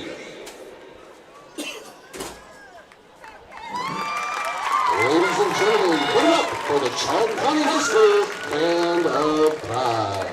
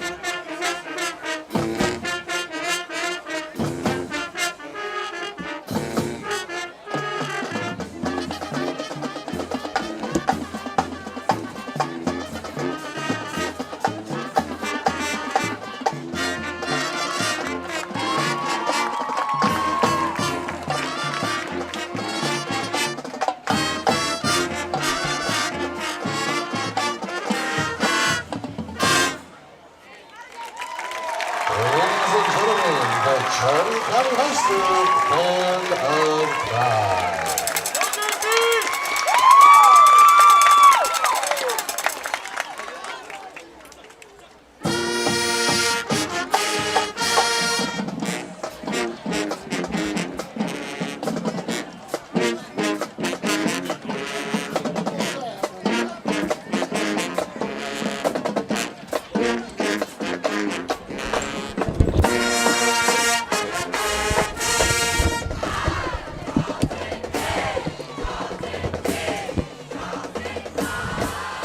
We're going to take a quick break as Charlton County Band of Pride exits the field. We'll be back in just a moment with the Brantley County here and marching band coming up.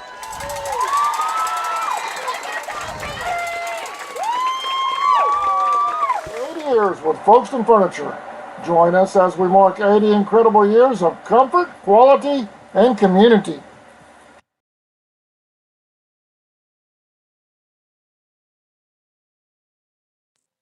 Looking for the perfect outfit, gift, or accessory?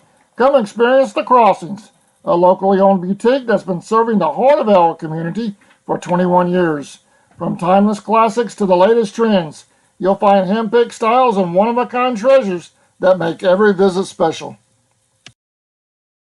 Hey Indians fans, are you looking for a better banking experience? At Georgia's Own Credit Union, our goal is to save you money. We'll help you level up your game with better rates, lower fees, and easy access to your funds. With 29 branches and a network of over 30,000 ATMs, we're never far away. Best of all, we support the people, places, and teams that make Georgia great. Stop by our local office at 3773 2nd Street South in Folkestone. To learn more about Georgia's Own, visit georgiasown.org. Tonight's soloists include Kinsley Love, Sean Babb, Asher McCarty, William Guzman, Amelia Ann Blunt, Juliana Blunt, Aubrey Gordon, Jamie Waters, Kaylin Love, Elijah Green, Layla Mobley, Bree Cruz, Olivia Causey, Michaelan Hall, and Connor Wager.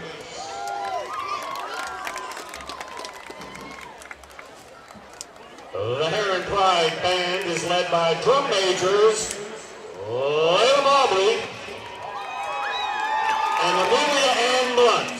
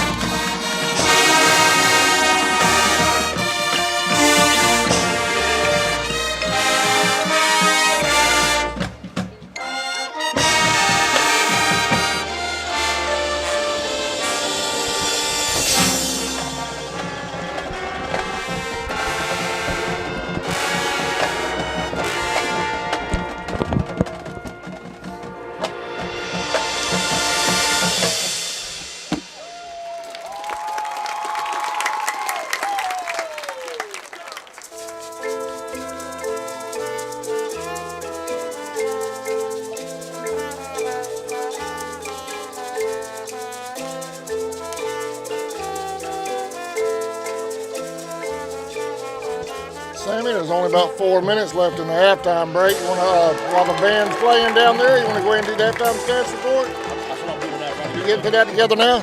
Okay, well, while you're doing that, I'll give some scores that I have over here. And while Sammy's getting ready for the halftime stats report, the Brantley band running, they took a little bit to set up. They've got about 4 minutes left in the halftime break. We're going to squeeze in what we do as well. So Benedictine and Colquitt, they're at the half, 14, tied at 14. Frederica Academy 7, Savannah 0. They're at the end of the first. They were under a lightning delay over there in Savannah. And at the end of 1, Frederica 7, Savannah 0. Camden 23, Brunswick 21. They're at the half. And let's see, I have a new update for Benedictine and Colquitt. They are tied at 21. Sammy's still putting stats together real quick, so let me check our YouTube chat, see if we have any scores over there. Clinch, the last score I have posted on our YouTube chat is Clinch 12, Bacon 6. They say that's a halftime. And that's all the scores I have over here. If you guys have some more scores and want to send those in, we'll get them on the air. Right now, I think Sammy, you ready? Here's Sammy Hendricks with the halftime stats report. All right, thank you, Adam. For the Herons in the first half, only 28 yards on the ground. Leading ball carrier was number 1, Kick Lighter. He had 10 yards. Collins had another 8 yards, 28 yards on the ground for the Herons. In the air, Caden Hendricks was 2 for 7 for only 2 yards, 2 out of 7 for only 2 yards. He did throw 1 interceptions in the first half. 58 yards total offense for the Herons in the first half. For the Indians, on the ground, 135 yards on the ground. Leading ball carrier was Amari Wilson. He had 8 carries for 98 yards. Brandon Woolard had another 8 for 26 yards. A.J. Glover carried it 3 times for 11. In the air, A.J. Glover was 4 out of 8 for 74. 4 out of 8 for 74. And 1 touchdown. That was a 25-yard touchdown pass to number 3, Brandon Woolard. The total offense for the Indians in the first half was 209. So 209 total offense for the Indians. Only 58 yards total offense for the Herons in the first half. All right, boss man, what stood out to you on offense in the first half? Well, defensive side of the ball for the Indians, they played really, really good. Put a lot of pressure on the quarterback, and they was just jamming that up front at the line, just not giving the Herons any run room at all. On the offensive side of the ball, there wasn't really much going until we went to the Wildcat. When we get in that Wildcat, we started gaining yards, so I'm expecting to probably stay with the Wildcat for the second half. Defensive side of the ball, I thought the defensive line was doing a fantastic job against Brantley. They got a few good plays in there, but for the most part, the Indians' defense has shut them down. Yeah, when you only give up 58 yards in a half, that's pretty good defense. 28 of them were on the ground and 2 yards in the air in the passing game for the Herons. So good job by the Indians' defensive side of the ball. I know some people like to refer to those linemen as the big uglies. They're getting the job done tonight. Yeah, they are. All right, y'all, we're going to take a quick break. I want to thank Sammy for his halftime stats report. And we're about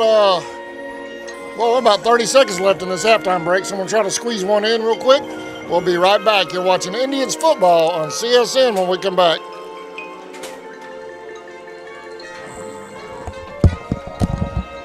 Zone is federally insured by the NCUA. Gowan Aldridge Insurance, located in Kingsland, Georgia, is proud to serve the communities of Charlton and Camden counties, offering life, home, car, and business insurance. See Andy Gowan today for your insurance needs. Phone 912-729-7600 for more information. Protecting you is what we do. Gowan Aldridge Insurance is a proud sponsor of the Charlton Sports Network.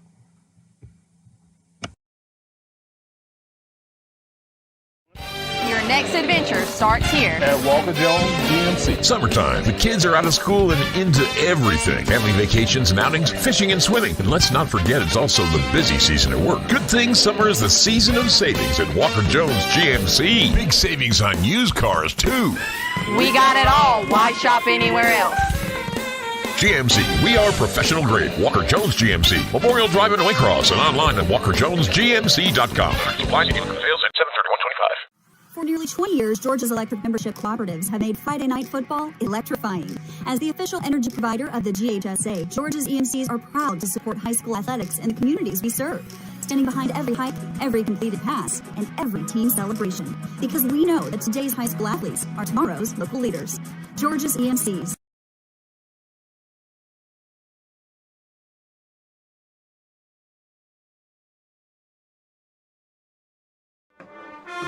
Yeah, welcome back. Both teams are on the field, and so is the band. The band hasn't finished yet. Well, football coming up next. In just a moment, start that third quarter. Sammy, let's go back and look at a couple of big plays that we had from the first half. Yeah. This was the, let's see. Let's see which play we've got coming up here. Okay, this is the interception. Yep. This is the interception in the second.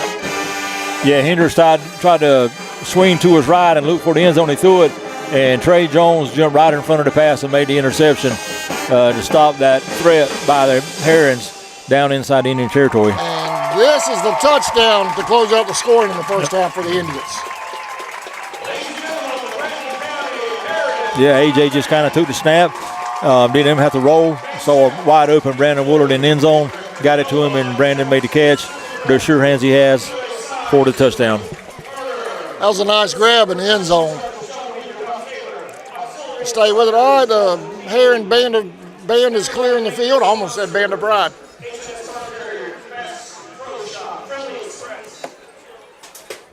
Both football teams are on the field. We're getting set for the second half. Thoughts on the second half? What do the Indians do to keep the score, keep the pressure on the Herons? Well, they just got to keep running the ball. I mean, we got to try to get some passing going if we can, but keep running to Maury and Trey and Brandon, and just keep doing what you're doing now. Defensively for us, I don't think you changed too much of anything. They're playing solid on defense. Solid on defense tonight. Boy, Road Warriors, that side is packed over there. They came out tonight. It looked kind of sketchy on the drive up. That weather was rough down there in Charlton. They got up here and it cleared out. If it had been a home game, we might have had a couple of lightning delays tonight. Oh, yeah, probably so. Good crowd. Bleachers are full. A lot standing along the fence over there toward the concession stand as well.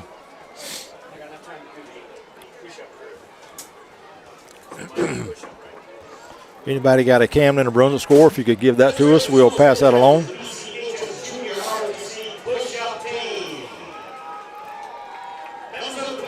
Got a new score. Camden, I'm sorry, were you doing one?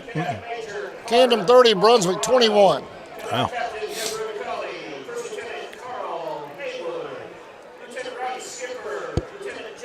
I'm sorry, I didn't mean to cut you off. No, you didn't.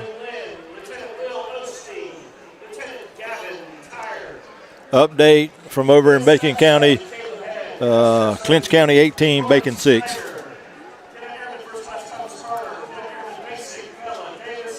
Is that right? That score's right? That's Clinch 18? Yep.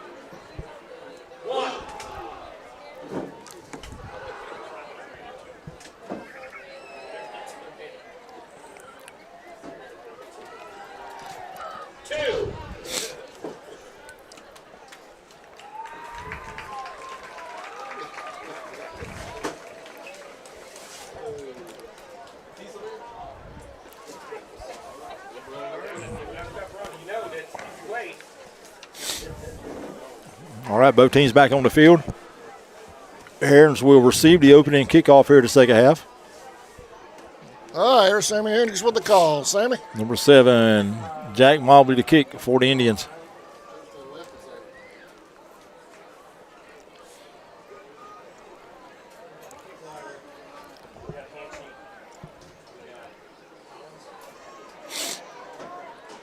Whoops, sorry about that.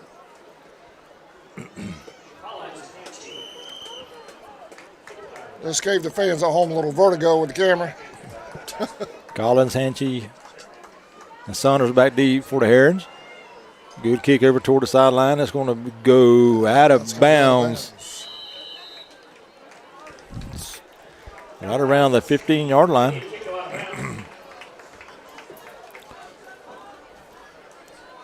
So Herons will take over first and 10. Up for the third quarter. We'll send them back down in the fourth. Herons take over at their own 35-yard line. Indians lead at 13-0. Starting the second half. Get ready, push-up crew. Here we go.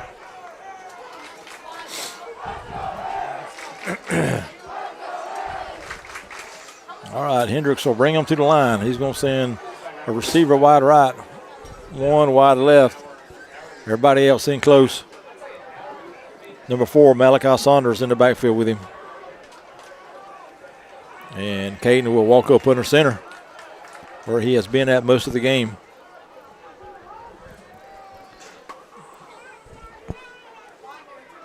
He's going to move a man out wide right. He'll take the snap, he'll turn, hand to his fullback right in the middle, and nothing doing there. Nothing Great there. job by the defensive line again. Number 50, Jordan Robinson on the tackle for the Indians.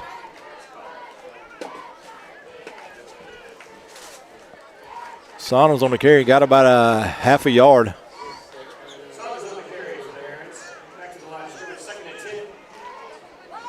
Now they're going to move it back, no gain on the play.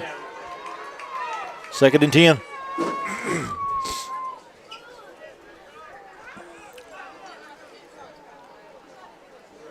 Herons will stay in that same formation. Man in motion, Henderson the center takes and quick toss. Oh, and he's caught in the backfield for a loss by an Indian player. Big time penetration right there. Number 4, Trey Jones on the tackle for the Indians.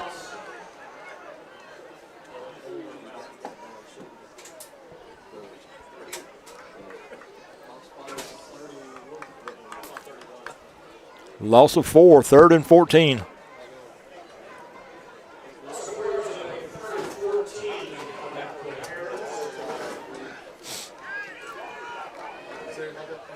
Third and long now for the Herons. The ball's at their own 30. Hendricks giving the call on the play at the line. He's going to move back to the shotgun this time. He'll have 2 receivers wide to the left. Tight end over to the right. Running back offset to his right. Man in motion. He'll fake to him. Let's go by the pass. Got a little pressure. Going to set up a screen and got it over here to 20, 25 to 30 and knocked out of bounds at about the 41-yard line. And it's going to be a little bit short of a first down. Saunders on the reception.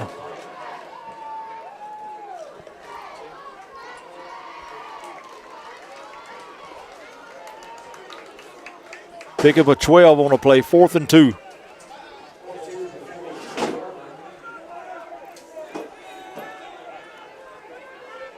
And looks like the Herons will go for it.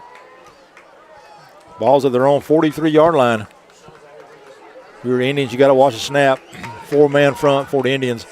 Hendricks will go up under center again. Everybody bunched in tight. 1 receiver wide to the left. Hendricks will take the snap and move forward to Seth, and he will fall forward for a first down. So he just used that big, tall body he has and just kind of went right off the right guard and fell forward for a first down. Pick up a 4.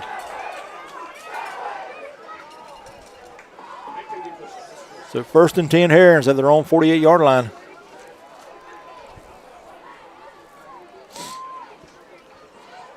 Man-to-man coverage on the ends for the Indians. Hendricks man in motion, fullback move, no call on the play. Hendricks will move from under center back into the shotgun. Now he'll go back under center. Taking a long time. Man in motion again. He'll take the snap. He'll fake to the fullback. And he's going to roll to the right. Little flip out to the wide receiver, and it's called out there. And it's going to go inside Indian territory.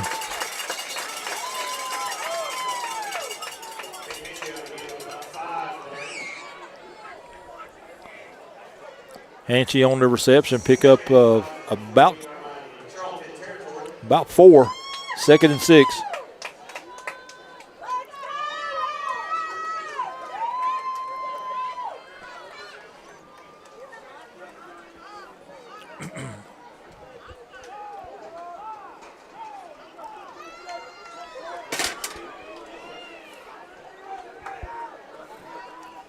Hendricks under center again. Receiver wide right, 1 to the left.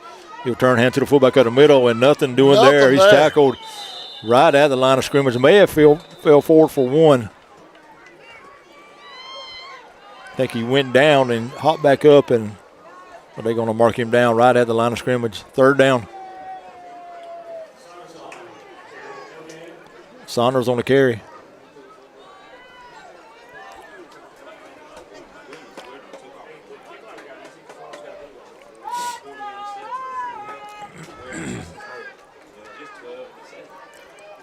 Indians are going to stay in that same 4-man front. Hendricks is changing the call. He'll go up under center again.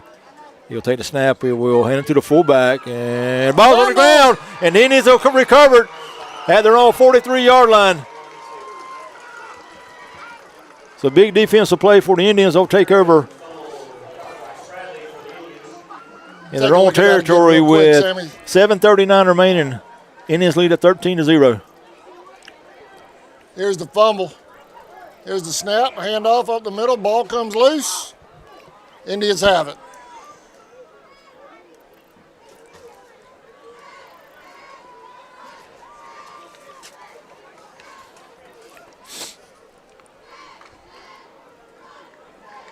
So the second turnover of the game for the Herons. Indians will take over in pretty good field position. Glover in a quarterback. He was going to have send 3 receivers to the left. Wilson in the backfield with him. Man in motion. Glover, hand to Wilson, trying to get on the corner. Got a little bit of room over there down the sideline. Outside the 45 and inside the 50. Going to be right at the 1st down mark. See where they spotted at.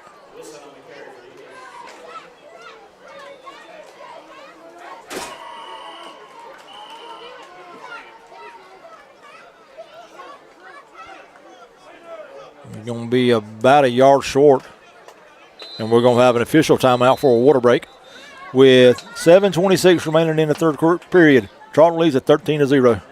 We'll be back right after this. Shop local, support the folks that support your youth.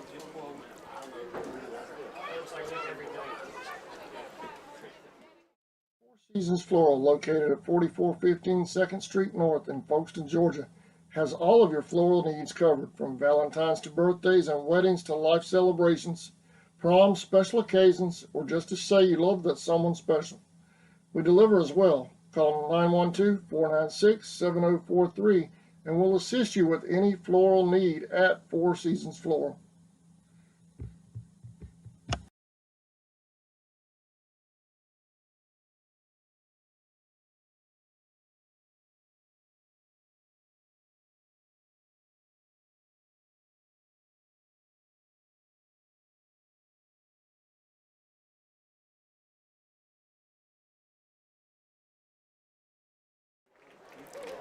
Welcome back to Caney Bay. CSN live from Nahunta with the Indians and the Herons. Thank y'all for watching. Here's Sammy with the call. Sammy? All right, that timeout was actually due to an injury. The injured Heron was number 22, Zane Smith, but he was able to get up and walk off the field on his own. Indians will come up second and less than a yard now. Wildcat, Wilson right in the middle.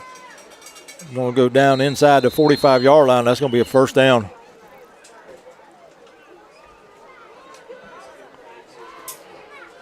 He'll pick up 3.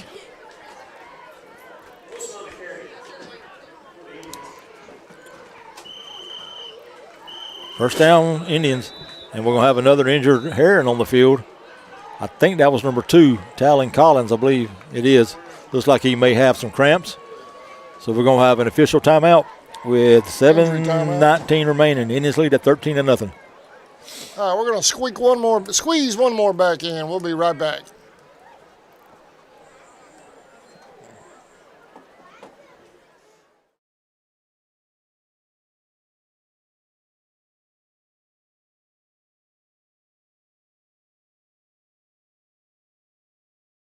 So, tell us, how long have you known? I don't know what you're talking about. Then why don't you explain this, Mark? Found this in your house. You ignored it, didn't you? I thought I had more time. Really, Mark? Does this look like you had more time? You know what you should have done, right? I should have called True Force. Well, now you can't. Ignoring the signs won't make the problem go away. Call True Force Roofing today. Welcome back. I was just watching that True Force ad.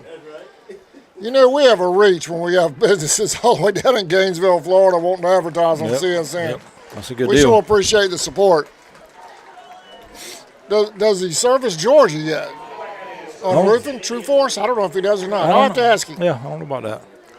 But I know he has Florida covered. All right, coming out of that injury timeout.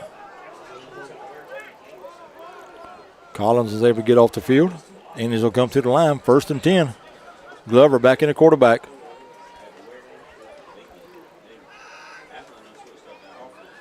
He's looking over toward the sideline. Now he will move back in the shotgun. Amari will be all to his right. 2 receivers to the right, 1 to the left. Woolard in motion. He will toss it to Woolard. Woolard looking for a block on the corner and didn't get one. He's going to be dropped for a loss right at the 45-yard line. So good defense by the Herons. Flag on the play. Flag on the play. Hayden Kicklighter, I believe, on the tackle. Holding called against the Indians.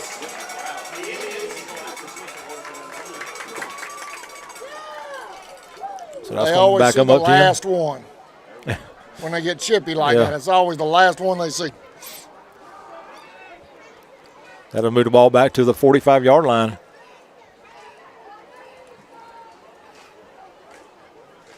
It's going to make it 2nd and about 21 now for the Indians.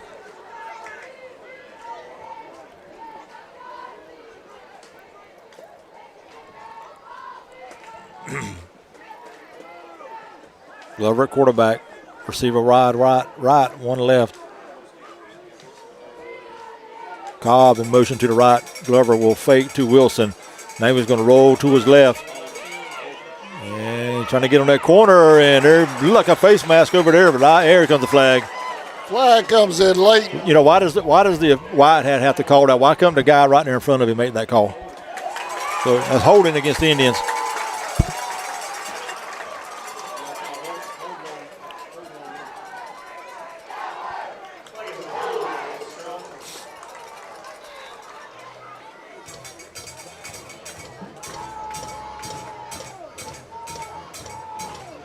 We'll have an injured Indian down on the far sideline right in front of the bench.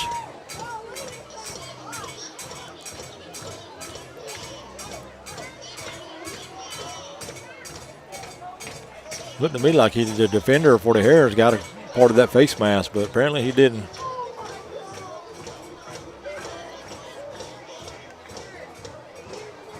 That was Glover, the injured Indian. He'll get up and walk back into the huddle. He's going to have to go out for one play.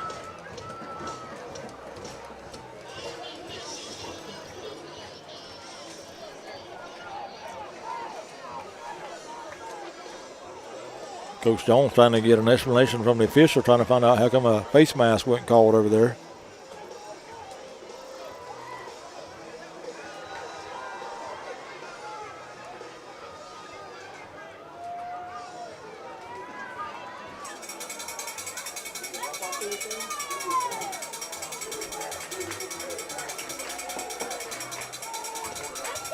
All right. Cobb in a quarterback for the Indians. He'll take the snap. He will hand it to Wilson. Wilson trying to get on the corner, broke one tackle. Trying to get on the outside and is going to break a tackle there. Outside the 40, inside the 50, down the sideline. Amari inside the 30, 20. Oh, nice 10, touchdown, Amari Wilson.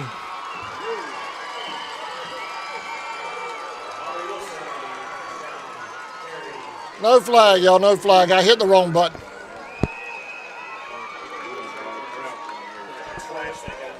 No flags on the play.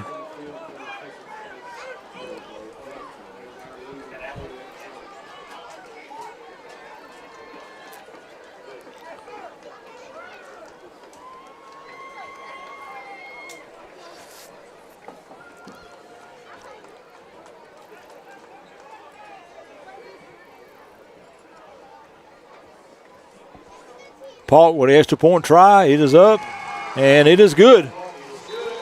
So with 6:34 remaining in the third, Charlton 20, Brantley 0.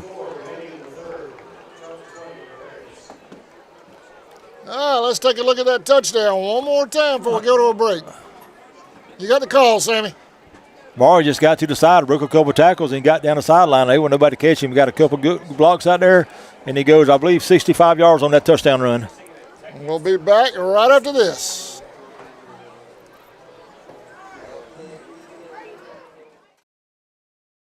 In your time of need, give Rob Robertson a call at 912-496-7388.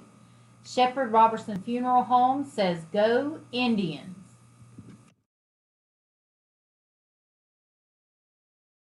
ESP Specialist in Fabrication is located at 169 Little Phoebe Church Road in Folkestone, Georgia. President Mark Pickering and his employees utilize the latest technology with a skilled workforce to supply customers with the best custom fabrication possible.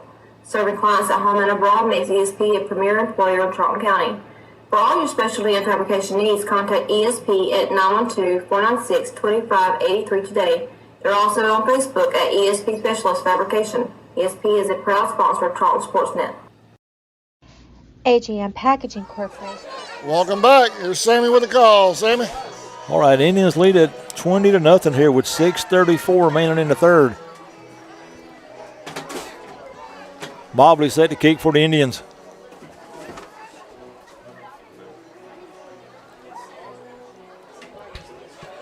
Irwin 20, Fitzgerald nothing. Wow. Wow. 3 back deep for the Herons.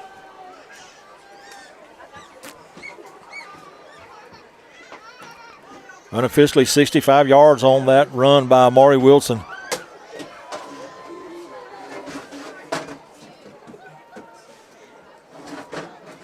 Mobley gets his foot into it. Good kick. It's going to be fielded at about the 15-yard line. Trying to go in the middle. Across the 40, across the 50, and finally brought down at about the 45-yard line of Charlton. Nice return for the Herons.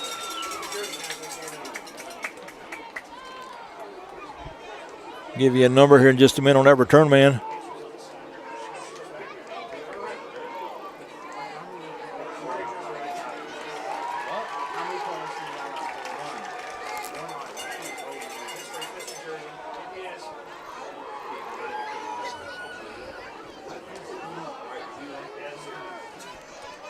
Number 0, Hayden Kicklighter on that good return for the Herons. He was about one step away from breaking that, going all the way. Last man and defense for the Indians able to bring him down. Here's will come to the line. 1st and 10 at the Charlton 45-yard line. Hendricks going to send the receiver wide right, one to the left. He will move back under center again. Fullback in the backfield with him. He'll take the snap, he'll turn, and he'll do a reverse to the fullback. Broke one tackle, but couldn't break the second, and is brought down for a loss.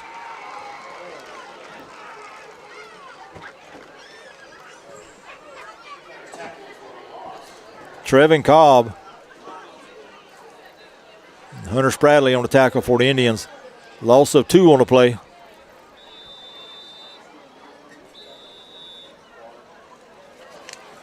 Timeout on the field. Official timeout for water break with 5:50 remaining. 20-0, Indians lead it. We'll be right back.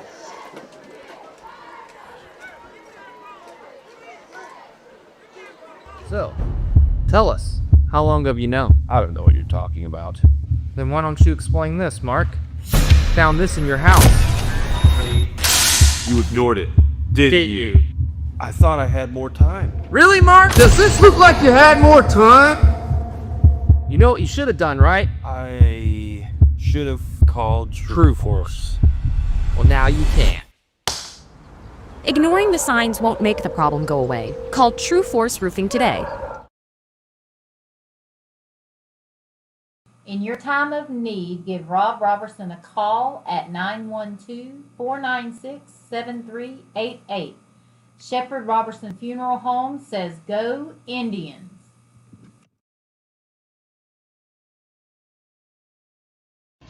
AGM Packaging Corporation is one of America's leading manufacturers of sustainably sourced and produced disposable paper products, including paper plates, cups, bowls, and bags. AGM is a family-owned business that was founded in 1957, and our family values are still present today across all locations. We are currently growing and have several career opportunities that offer competitive compensation, advancement opportunities, and employer-paid benefits. Please apply at agmpack.com/careers or come to our facility at 569 Bowery Lane in Folkestone to fill out an application today. We look forward to meeting and greeting you. Welcome back, Sammy. All right, coming out of that official's water timeout. 2nd and about 12 for the Herons. Bunch formation. One receiver wide to the left. Fullback in the backfield. Man in motion. Hendricks will take the snap. We'll hand to his running back again. They got a little bit of hole in the middle. Inside the 40, inside the 30. He's got one man to beat. Touchdown, Herons.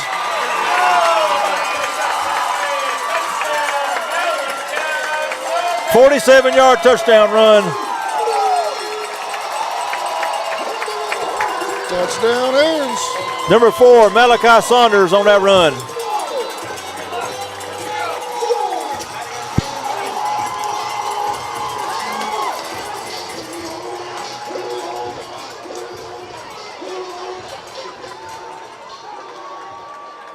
Saunders just popped it right up the middle, and once he got into the secondary, there wasn't nobody going to catch him.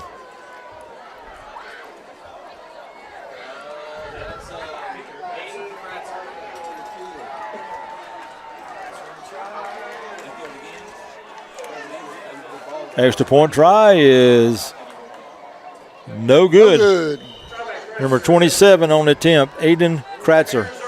So you score with 5:14 remaining in third now. Charlton 20, Brantley 6. We'll be right back.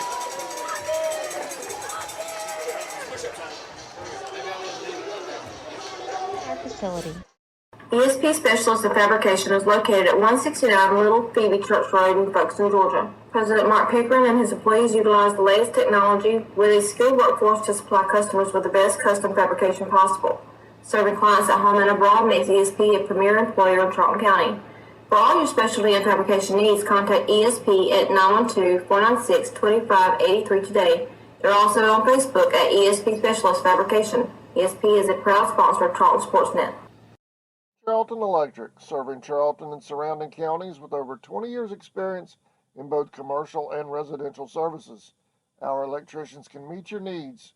We offer installation on whole house generators, service upgrades for mobile home services, troubleshooting, ceiling fan and light fixtures, and much more.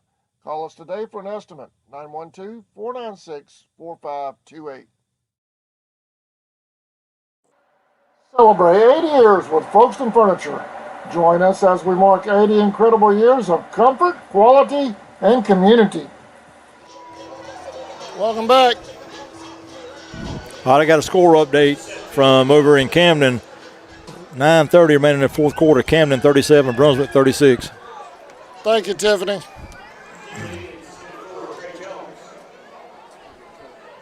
Jones back deep for the Indians.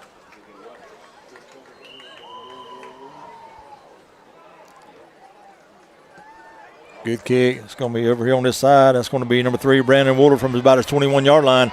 Right in the middle, across the 35, out to about the 37-yard line. And that's where the Indians will take over.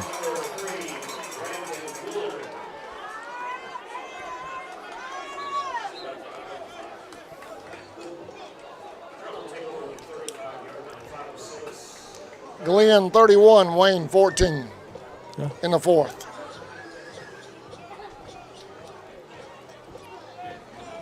Benedictine and Colquitt are tied at 24 in the fourth. Wow.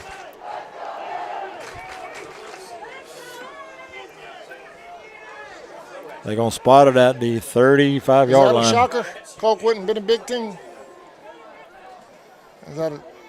Probably not.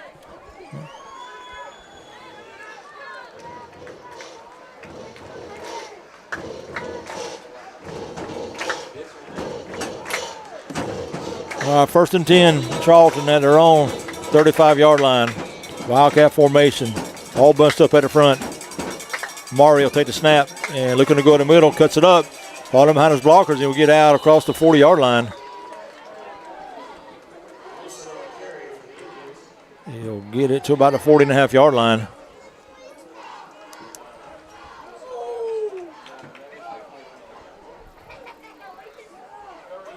Pick up a 5, 2nd and 5. Robertson on the tackle for the Herons.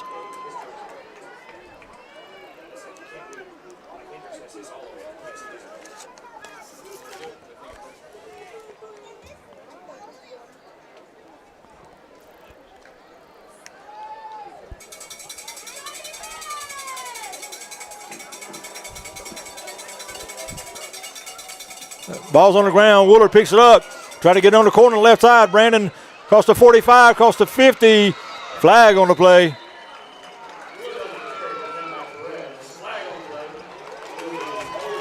That run game started taking its toll. I'm not going to say it. No, I'm not going to say it. What are you about to say, boss? They throwing the flag when the ball's way downfield. Then they throwing the flag. They're not throwing it when it's happened. They're throwing it when the players are way downfield. Then they throwing the flag.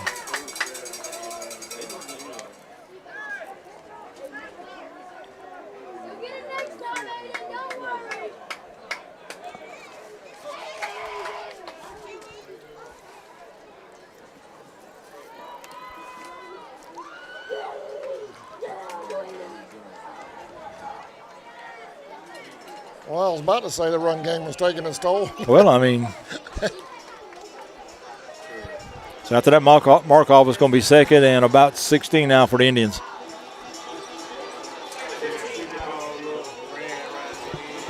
Irwin 34, Fitzgerald nothing. They're going to be partying at the red light in Ocilla tonight. Yep. All right, the Indians are going to the line. Still all bunched up, bunch formation. Wildcat, Maury trying to get on the right side, got one block, but that's about it. He's going to get across the 30 to about the 33-yard line.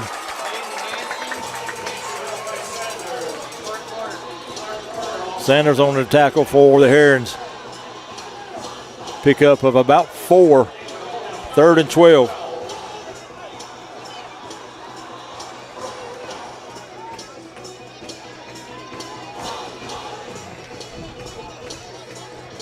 Catch a Camden score a while ago? 36 to Camden 35. 37, Brunswick 36? Yeah. You did? Okay. Yeah. All right, the Indians changing personnel. 3rd and about 12. Glover's going to come back in the quarterback spot. He's going to send the receiver. Play clock running down to 1, and Indians, I think, got a timeout call before the play clock run out. They did. Timeout, Charlton. Timeout, Charlton. With 3:09 remaining in the 3rd. Indians lead at 20-6. We'll be right back.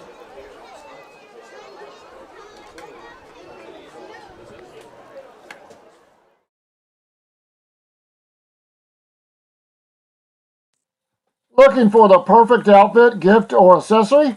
Come experience The Crossings, a locally owned boutique that's been serving the heart of our community for 21 years.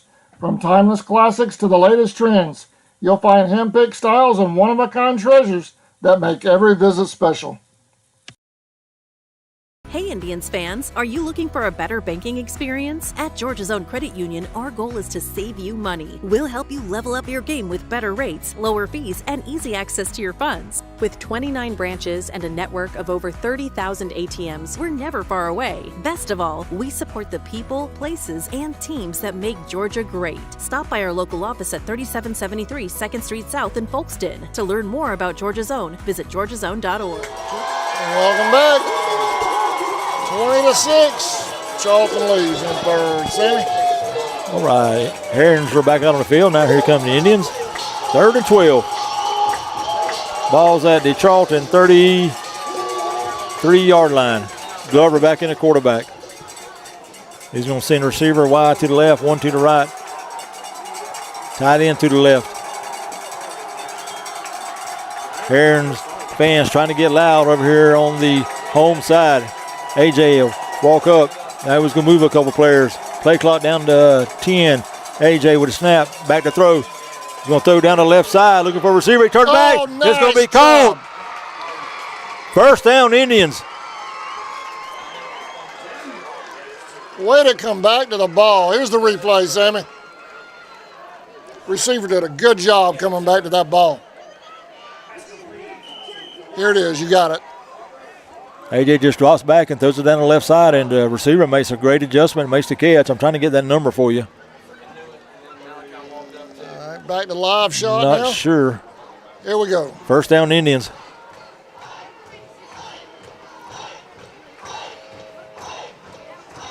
$33 yards on that pass play.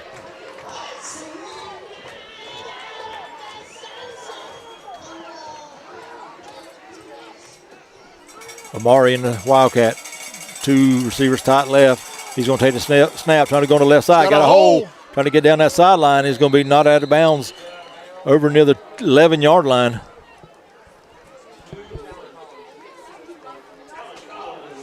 Collins on the tackle for the Herons.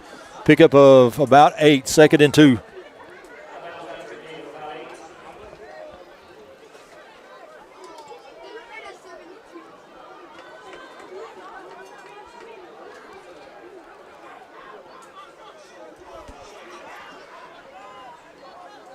AJ back in. Amari's going to stay in the backfield behind him.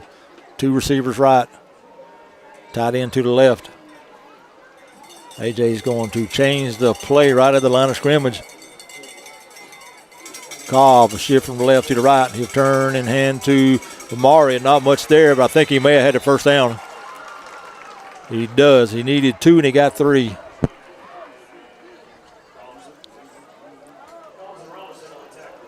Rollerson on the tackle for the Herons. 16 carries for 195 yards now for Amari Wilson.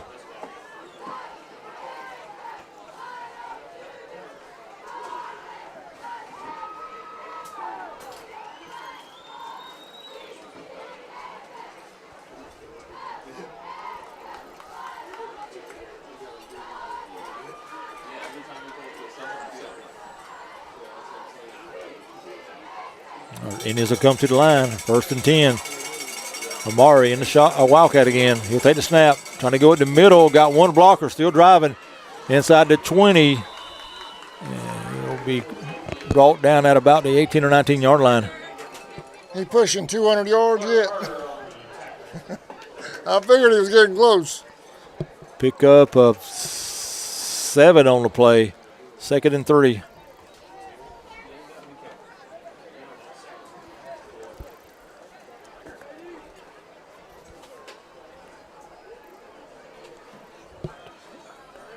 .202. Wow. Another career night for him. Woolard in the Wildcat now for the Indians. Everybody bunched up tight.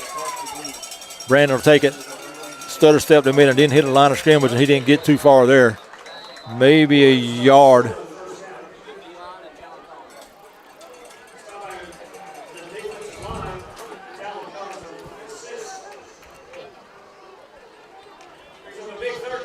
Brandon got about a half yard, 3rd and a long 3.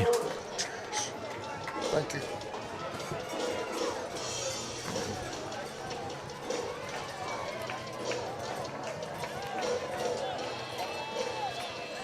.30 seconds remaining here in the 3rd.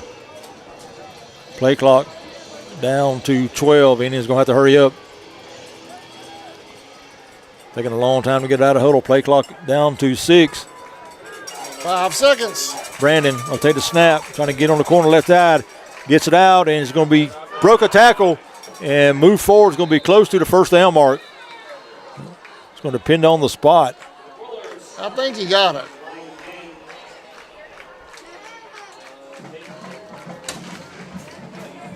Looks like the officials marking first down over there. Let's check and see. They're going to mark him, looks like about a half yard shy.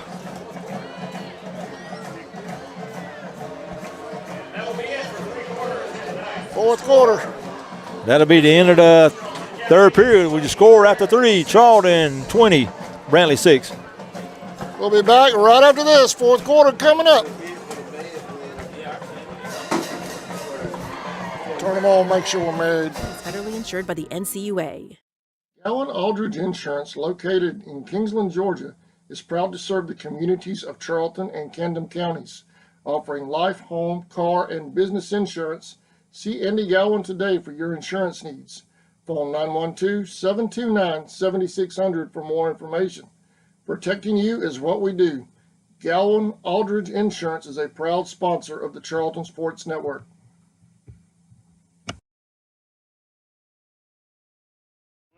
Your next adventure starts here. At Walker Jones GMC. Summertime. The kids are out of school and into everything. Family vacations and outings, fishing and swimming. And let's not forget it's also the busy season at work. Good thing summer is the season of savings at Walker Jones GMC. Big savings on used cars, too.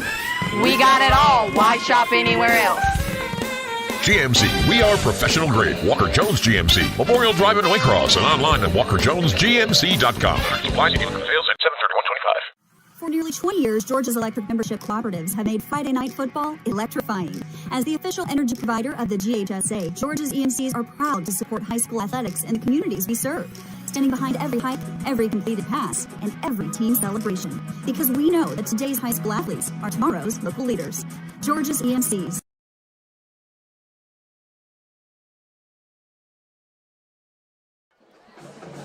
Welcome back, fourth quarter.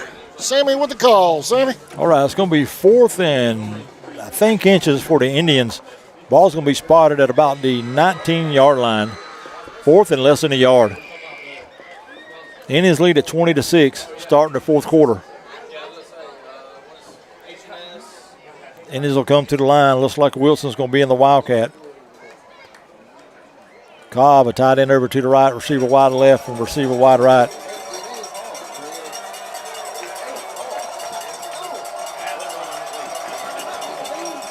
Four-man front for the Herons.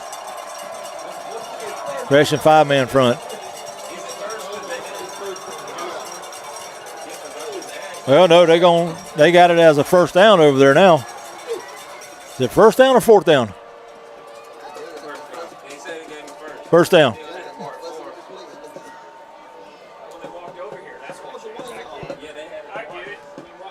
First and 10 Indians from the Heron 19-yard line.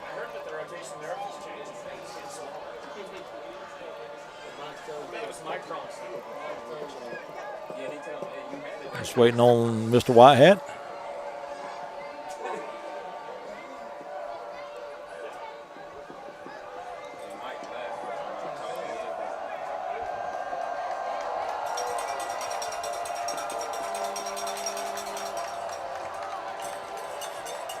I have no idea what they're waiting on.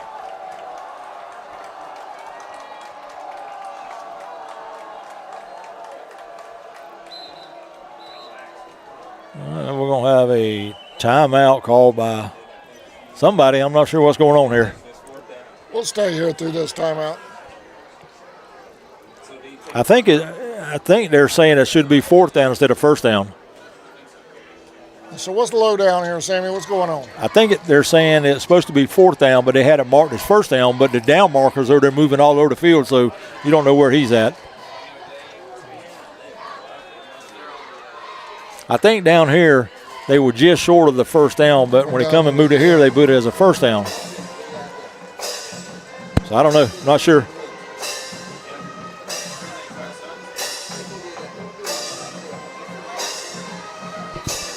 Somebody scroll back on YouTube to the end of the third quarter and tell us where the ball was down in distance if you can tell it.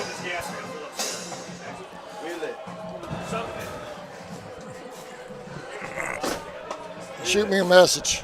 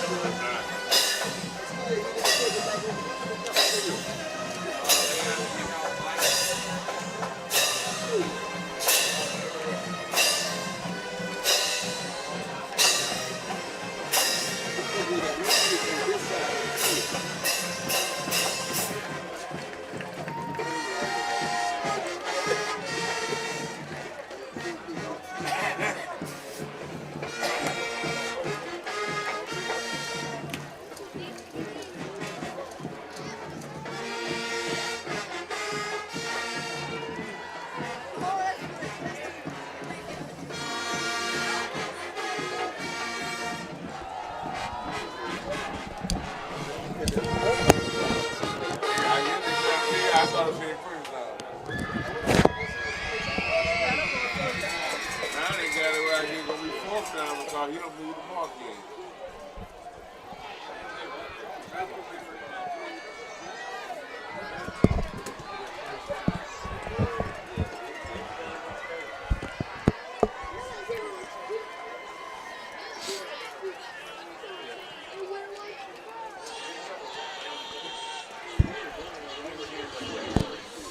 I am not sure. Guys on our YouTube chat are going back on the replay and in the third, and they're saying it was fourth down. Fourth down.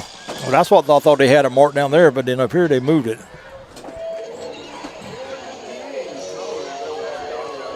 Just starting the fourth quarter.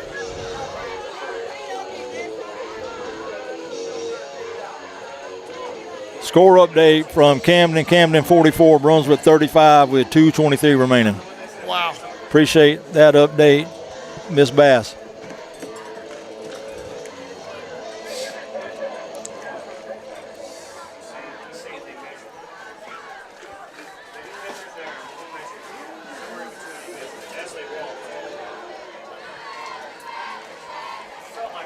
So maybe we have got this sorted out now. And looks like it's going to be first down Indians.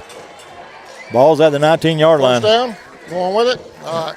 Guys on YouTube said it was 4th and 1 at the end of the third. Who knows? I don't know. Hey, first game bugs. First game bugs for everybody. 3 receivers right for the Indians. 1 to the left. Omari, Wildcat. He'll roll to his right. He cuts it back up. Runs into a Heron and still falls forward for a couple yards. It's going to be right at the 10-yard line.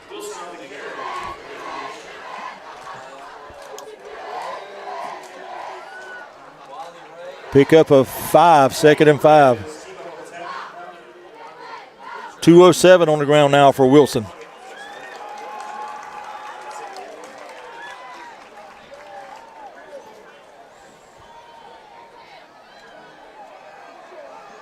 Murray will stay in the Wildcat. He's walking across the line, calling out a play. He'll take the snaps, going to go to the right side again. Getting on that corner, inside the 10, pushed out right around the 5-yard line.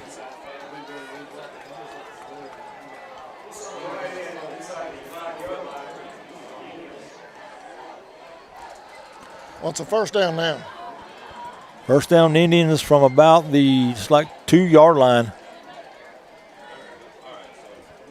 So a pickup of about 8 on the play. First down, first and goal.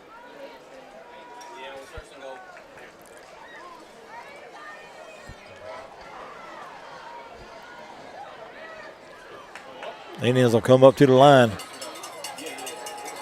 Amari still in the Wildcat. And he'll take a snap, trying to go up the middle again. Is going to fall forward and go into the end zone for a touchdown.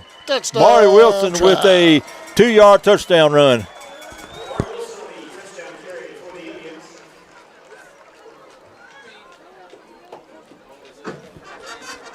Amari's second touchdown run of the game. The Indians will take a 26-6 lead now.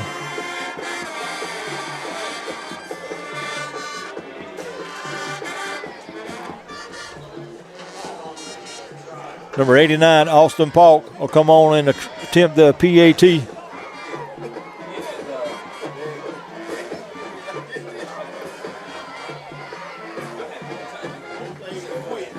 Good snap, good hold, kick is blocked.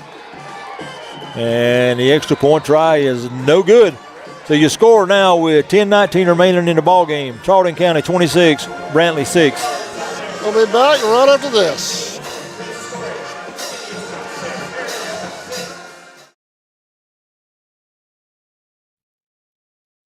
Seasons Floral, located at 4415 2nd Street North in Folkestone, Georgia, has all of your floral needs covered, from Valentine's to birthdays and weddings to life celebrations, proms, special occasions, or just to say you love that someone special.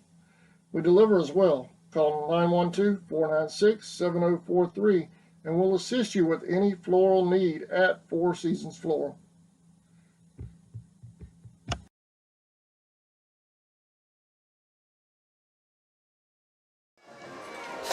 Welcome back to Caney Bay. Indians up 26-6. Late in the fourth. No, early in the fourth. There's still 10-19 left in the 10-19 in the fourth, yep. It's been a long night. It's been fun, though. Big story in the ball game so far for the Indians on the ground. Amari Wilson has carried the ball 20 times for 217 yards and 2 touchdowns. A.J. Glover, 107 yards through the air with the touchdown.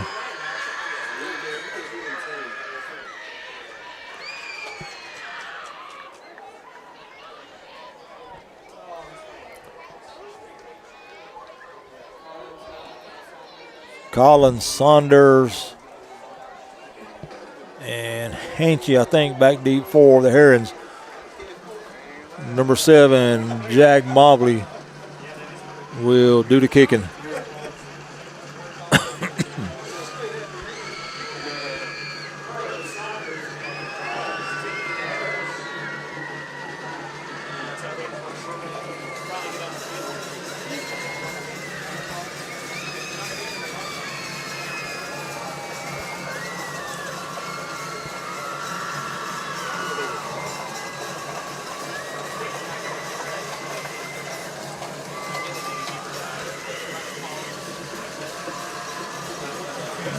Mobley is set to go.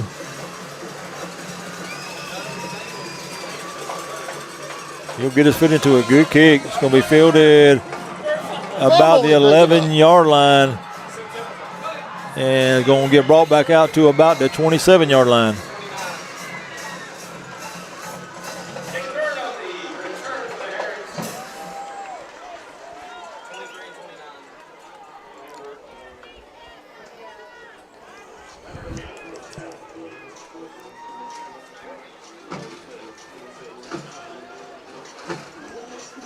Lambert and Trey Hamilton, the tackle for the Indians on that kickoff. Herons will have it 1st and 10 of their own 29-yard line.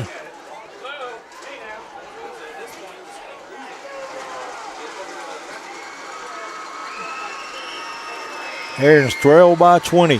Hendricks will bring them to the line. One receiver to the left. Everybody else bunched up. Running back in the backfield. Hendricks under center. Man in motion, return. And to the fullback. Got a little bit of hold, but it closed quickly out to about the 34-yard line.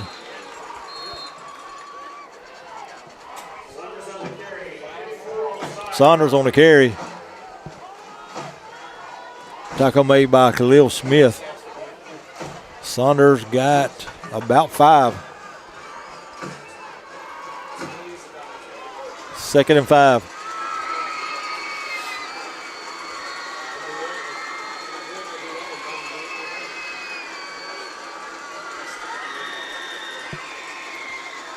Henderson will back up into the shotgun now.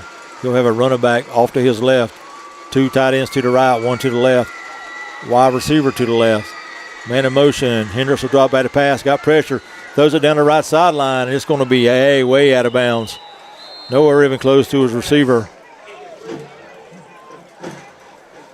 Peyton Hanchy, the intended receiver.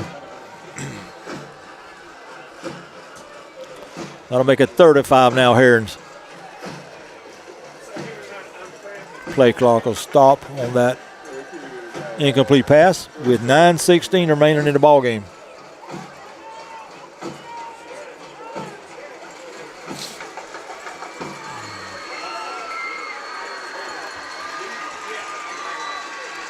Hendricks will send 2 wide left this time. 1 to the right. He will stay in the shotgun. And we're going to have a movement up on the line. That's going to be a false start, I believe, against the Herons.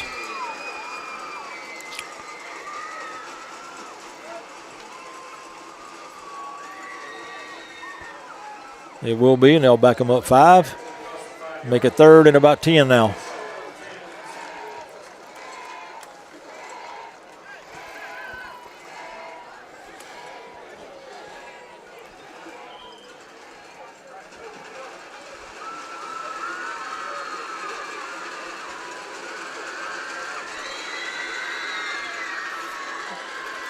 Third and 10, Hendricks in the shotgun. 2 left, 1 right. Running back off to his right. He'll take the snap. He's going to back up and roll to his right, looking to throw. Throws it back across the field. In the middle of the field, that ball's going to be caught. What a catch. Inside the 40-yard line.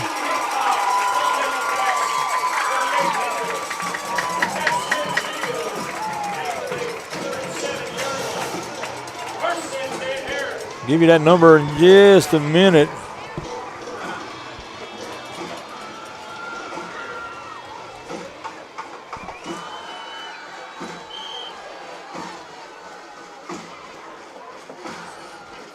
.34 yards on that pass play. Didn't get a number of the receiver, but first down Herons at the Charlton 37-yard line. Caden under center. Man in motion. He'll take the snap and hand to the fullback, and he's going to be hit in the backfield and going to fall forward maybe a yard. Saunders on the carry.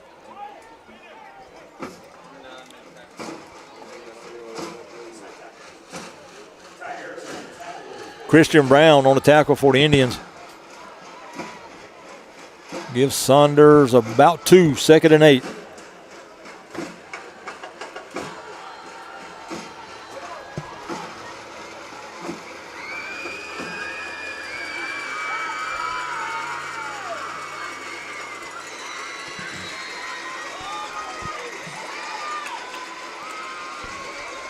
Caden will back up to the shotgun now.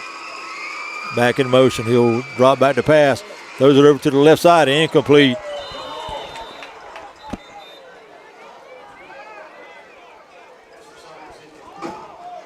Saunders, the intended receiver, hit his hands and couldn't hold on to it.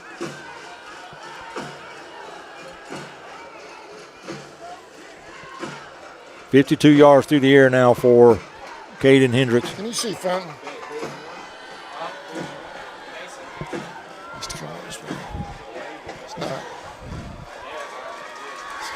He'll learn. We'll get it. I'm going to get him a new one. I'm going to get him one like Ryland's got. 3rd and 8 for the Herons. 2 right, 1 left. Hendricks takes the snap. Going to roll, stop. Going to throw toward the sideline. The ball was batted. That one got tipped and it fell incomplete.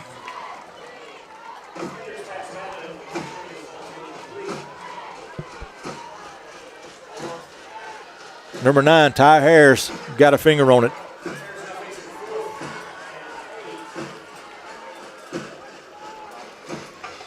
Fourth and 8 now for the Herons. And they will go forward inside the Indian territory. They'll stay in that same formation. 2 right, 1 left. Hendricks will take the snap. It's going to roll. Looking to throw. Throws over toward the sideline. That ball's going to be in and out of the hands of his intended receiver. He was there. He was open, but couldn't bring it in. Good throw by Caden. And Charlton will take over on downs. That pass is intended for number 10, Peyton Hanchy.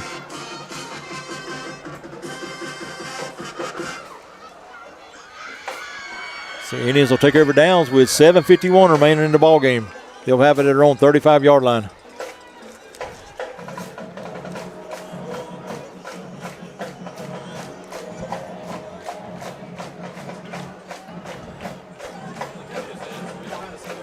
Good pass there from Hendricks, but Hanchy couldn't hold on to it. He had enough for a first down if he could have caught it. So the Indians will come to the line. They'll try to run a lot of this clock out. A.J. Glover back in as quarterback. Maury off to his left. 3 receivers to the right. A.J. in the shotgun. Trevin will come in close now. Glover will hand to Amari right at the middle when he's hit right at the line of scrimmage. May have lost a yard. 7:43 left in this one.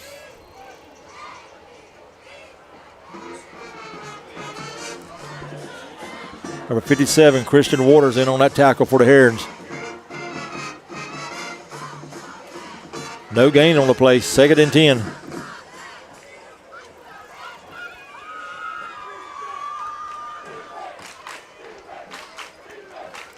AJ's going to send 2 right now. Tight end to the right, tight end to the left. Play clock down to 5. AJ will take the snap. He will hand it to Amari. Amari's trying to get a block on the corner.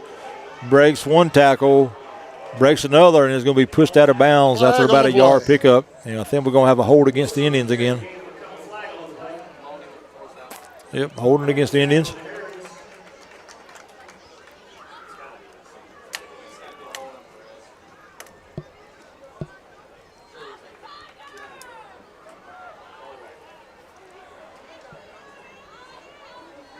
Holding against Charlton. So back them up 10.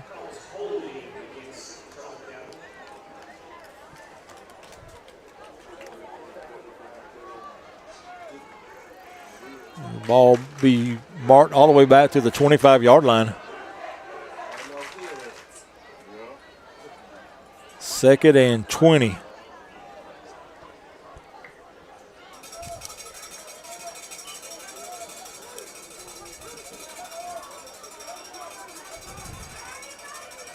Wilson will go out for a play. AJ in the shotgun. 2 receivers to the left. Tight end.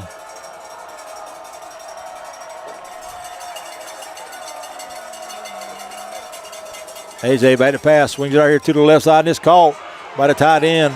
Across the 25 to about the 26.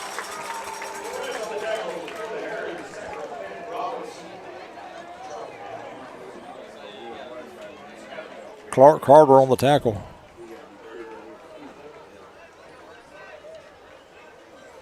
Grayson Westerbrook. Grayson Westerback on the reception. Pickup of about 2 now. 3rd and 18.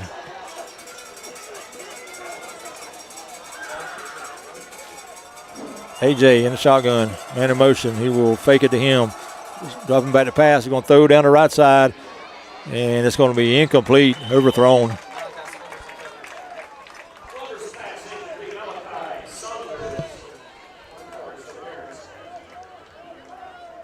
And that'll make it 4th and long now for the Indians, and they will bring on the punt team. Number 44, Ashley Rowan, will come on and kick for the Indians.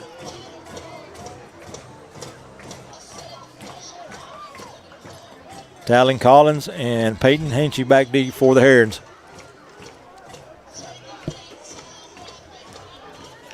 I was sent a picture yesterday of Coach Jones when he played at Valdosta State. We're going to have to get that on the coaches show this week.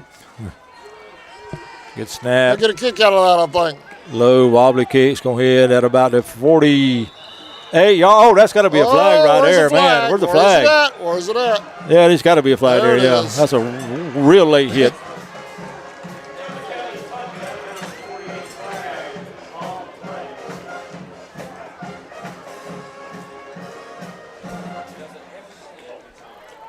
Hanchy with a late hit for the Herons.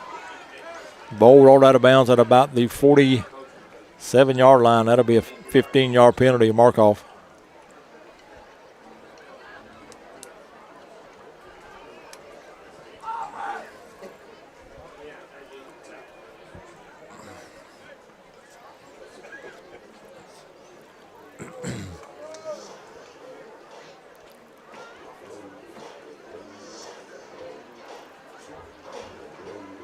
They called that. I thought that was on Brantley. That was on Brantley, marking off against Charlton. I thought Brantley did the late hit just now. They did.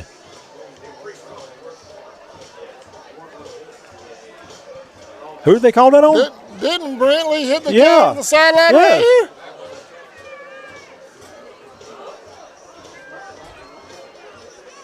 That's got to go the other way. Come on, they got to get that right. Come on, it's not that hard.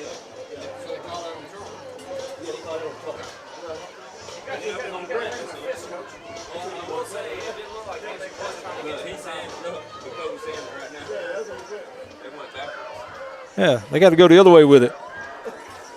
Come on, Mr. Whitehat.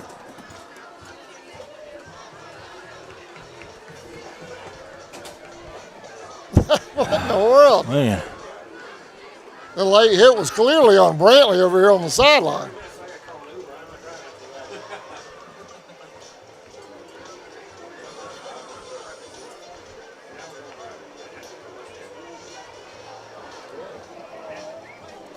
Are they correcting that now? I would think they would be.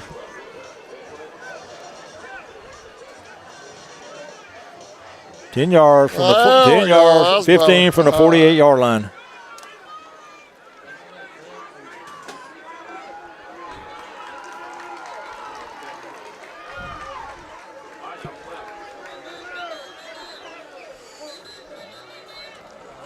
And it looks like there's an injured Indian player over on the far side. Yeah. That's the final.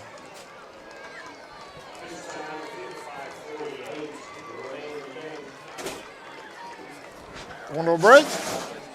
got an injury timeout over there on the far side. Do what, Sammy? Got an injury timeout on the far side. Right. We'll be right back.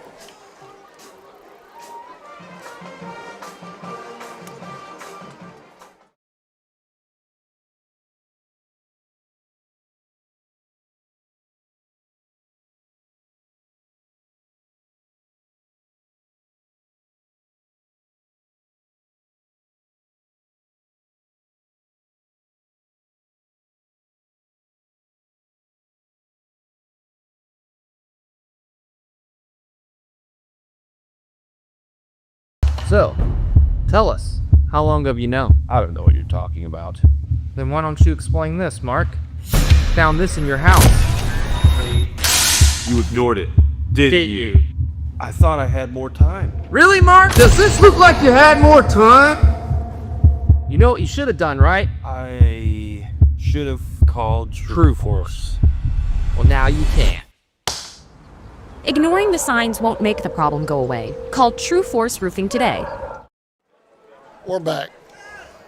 All right, coming out of the injury timeout. It's going to be 1st and 10 Herons at their own 37-yard line. Indians lead at 26-6 with 5:48 remaining in the ball game.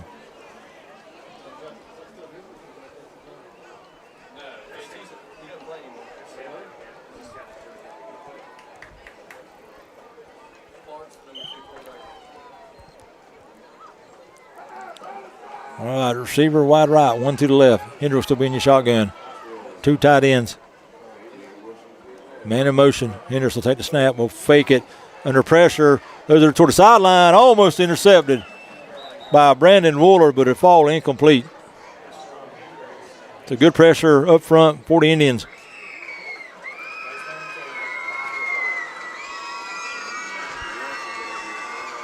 Woolard almost had that one and took it to the house. 2nd and 10.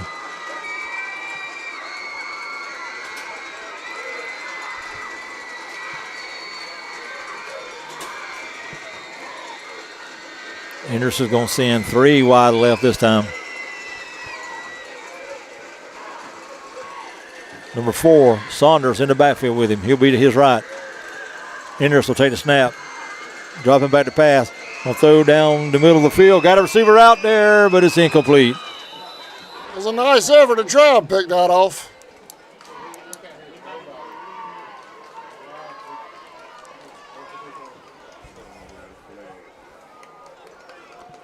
That'll make it 3rd and 10 now for the Herons. Flag on the play.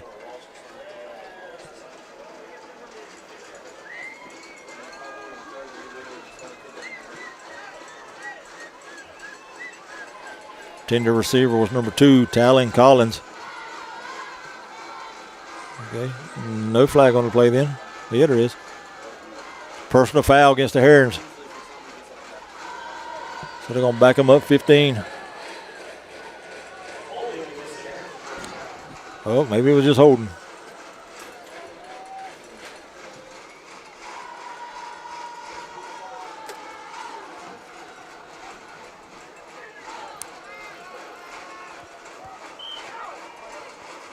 Second, about 20.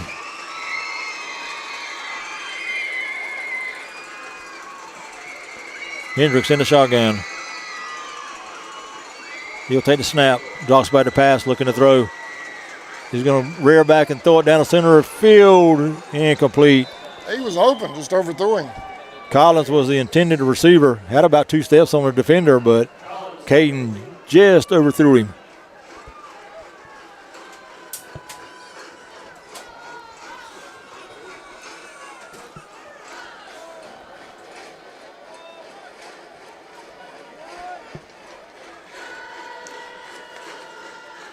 3rd and 20.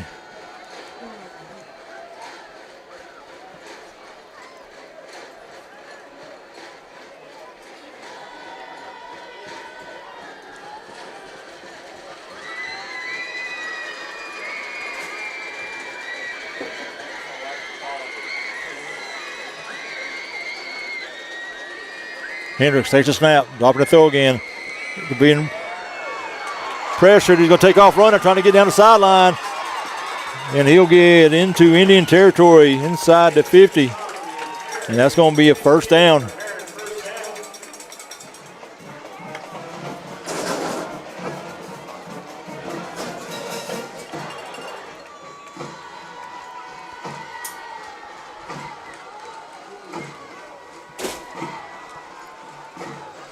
.22 yards on that pickup by Caden Hendricks.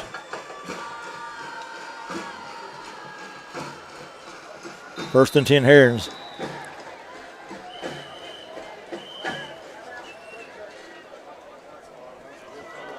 Timeout on the field. Timeout on the field with 5:10 remaining in the ball game. In his lead at 26-6. We'll be right back. Shop local. Support the folks that support your kids.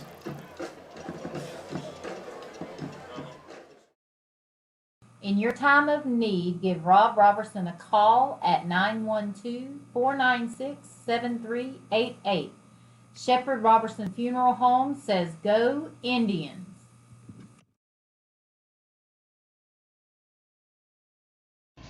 AGM Packaging Corporation is one of America's leading manufacturers of sustainably sourced and produced disposable paper products, including paper plates, cups, bowls, and bags. AGM is a family-owned business that was founded in 1957, and our family values are still present today across all locations. We are currently growing and have several career opportunities that offer competitive compensation, advancement opportunities, and employer-paid benefits. Please apply at agmpack.com/careers or come to our facility at 569 Bowery Lane in Folkestone to fill out an application today. We look forward to meeting and greeting you at our facility. ESP Specialist in Fabrication is located at 169 Little Phoebe Church Road in Folkestone, Georgia. President Mark Pickering and his employees utilize the latest technology with a skilled workforce to supply customers with the best custom fabrication possible. Welcome back. Indians up 26-6. Sammy? All right, coming out of this timeout, 1st and 10 Herons at the Charlton 47-yard line after a 22-yard run by quarterback Caden Hendricks. Herons will have 2 left, 1 right. Hendricks will be in the shotgun. He'll take the snap, talking about the pass. And let's go roll out to his left, looking to throw. Throws the ball down middle of the field, and this time it's going to be incomplete. Good coverage out there by the cornerbacks for the Indians. I tell you what, he's just slinging the ball, but he's got a cannon, doesn't he? He does, yeah. He can throw it. He gets that timing down with those receivers, he'd be dangerous.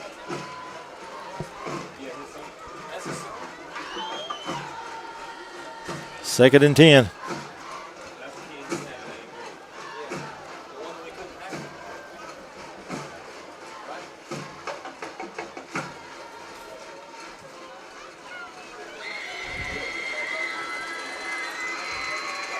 Two left, 1 right. Hendricks in the shotgun. He'll take the snap. He's going to roll to his left.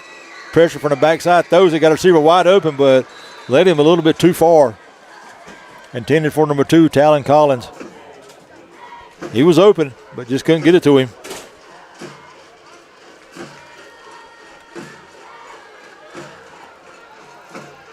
Third. Down and 10 now for the Herons.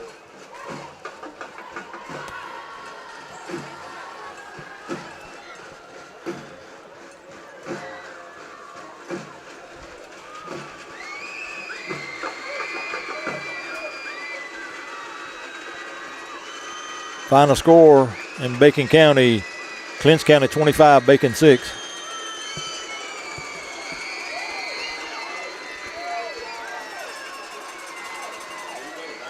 Hendricks in the shotgun. He's going to roll to his left again. Got pressure from the backside. Throws across the middle. Got a receiver. Oh, here, hit open. And he was hit hard right there by Brandon Woolard. I got to hit the replay on that. It's going to be just short of a first down, I think.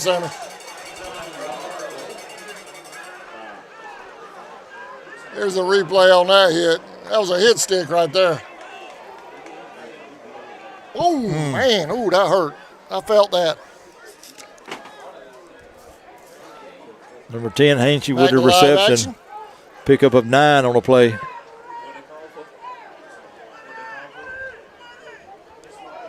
Fourth and about a yard.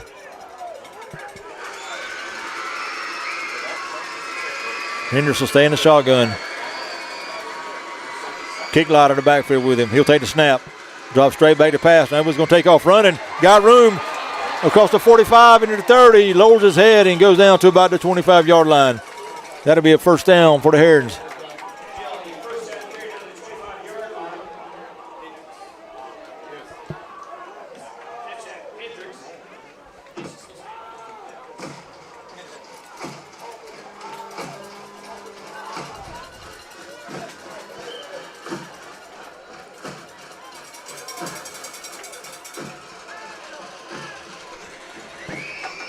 First down at about the 24-yard line.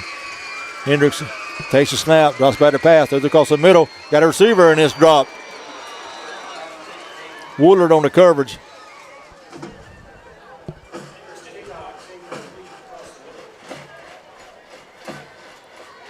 Hickox was the intended receiver. And we got a injured Indian down on the far side over it. Looks like a player down with cramps. So we're going to have an injury timeout with 4:14 remaining in the ball game. Charlton leads at 26-6. We'll be back right after this. If you'd like to advertise on CSN, you can contact me at 912-276-7999, or you can message us on Facebook at Charlton Sportsnet. We'd love to have you part of the CSN family. We'll be right back. Clients at home and abroad makes ESP a premier employer in Charlton County. For all your specialty and fabrication needs, contact ESP at 912-496-2583 today. They're also on Facebook at ESP Specialist Fabrication. ESP is a proud sponsor of Charlton Sportsnet.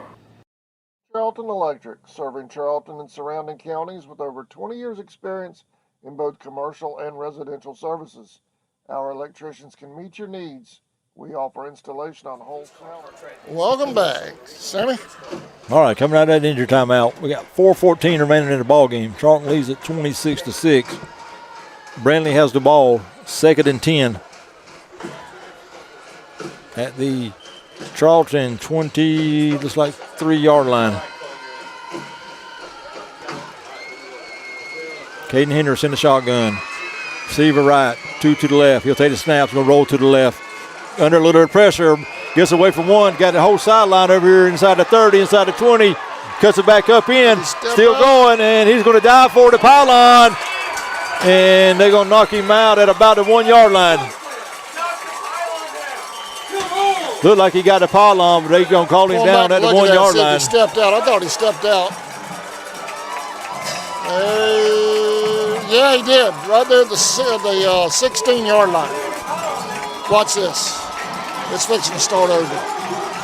Watch this right here, Sam. Watch his right foot. Right there. Yeah, looking at the replay, he may have stepped out. 16. Yep, but he didn't get the call.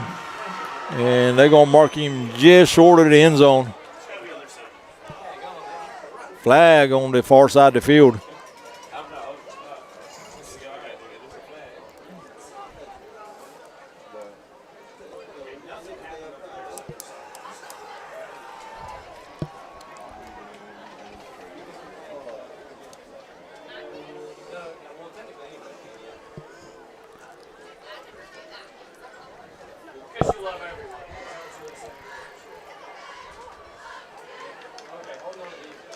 Holding on the defense is the call.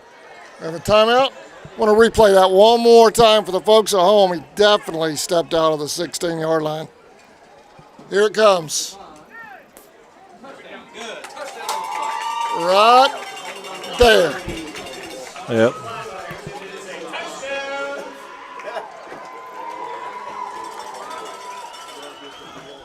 So they're going to call it a touchdown.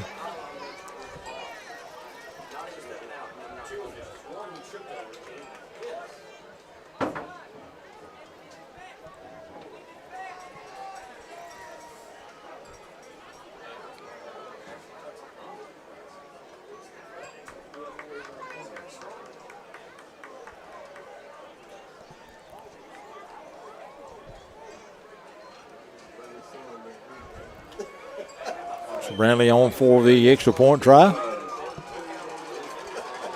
Good snap, good hold. Kick is low. No good. So the score now with 3:40 remaining. Charlton 26, Brantley 12. We'll be right back. You're watching Indians football on CSN. Service upgrades for mobile home services, troubleshooting, ceiling fan and light fixtures, and much more. Call us today for an estimate, 912-496-4528. Celebrate 80 years with Folkestone Furniture.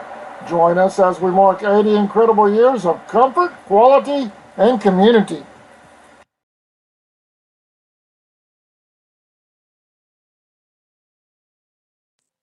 Looking for the perfect outfit, gift, or accessory? Come experience The Crossings, a locally owned boutique that's been serving the heart of our community for 21 years. From timeless classics to the latest trends, you'll find hand-picked styles and one-of-a-kind treasures that make every visit special. Hey Indians fans, are you looking for a... Welcome back, 26-12. Indians lead. Sammy? All right, after a 25-yard controversial touchdown run by Caden Hendricks, the Herons have got within 14 points with 3:40 remaining.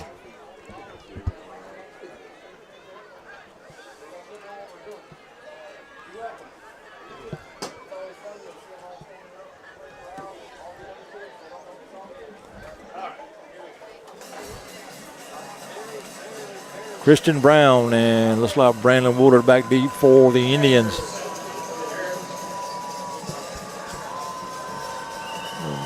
Number 27, Bratcher to kick. Onside kick here, high bounce. Ball still alive, and the Herons have it. And they're going to take the ball down inside the 40-yard line of the Indians. So a great onside kick by Bratcher, and the Herons will have it inside the Charlton 35-yard line.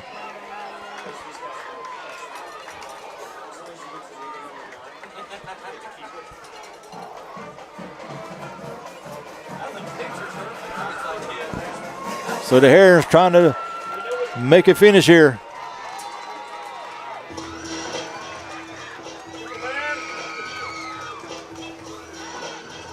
And officials are talking about something over here. I think Coach Jones is saying that they touched the ball before it went 10 yards, so let's see.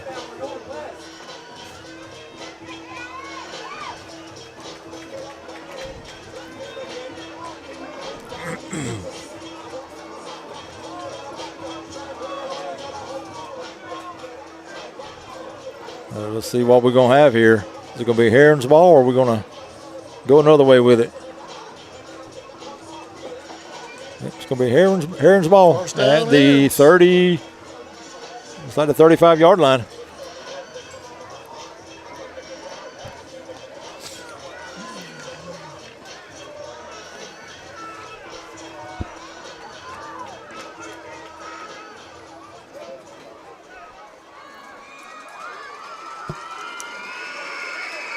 All right, Henderson will bring them to the line. Got a receiver right here way to the right.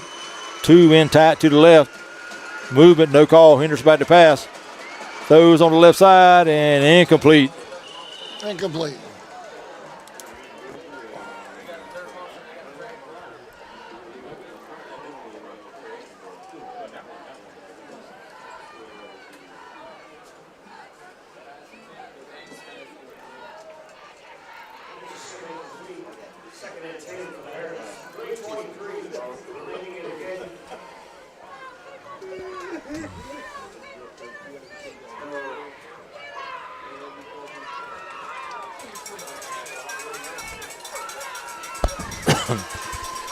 Second and 10. Two wide right this time. Two in close to the left side. One looks like they were lined off way off sides. Henderson will take the snap, rolling to his right, looking to throw. Goes back across the middle, and it's called at the 30-yard line, but tackled immediately.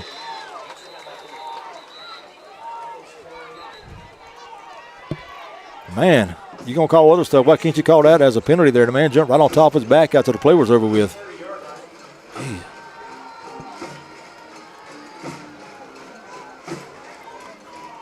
Pick up about 5 on the play, 3rd and 5.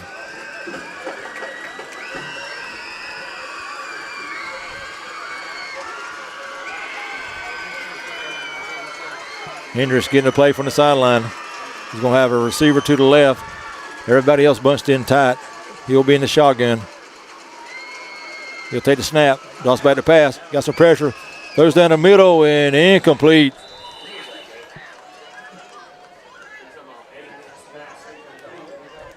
Receiver hit the DB. If he'd been looking, he might have made that catch. I'm glad he wasn't looking.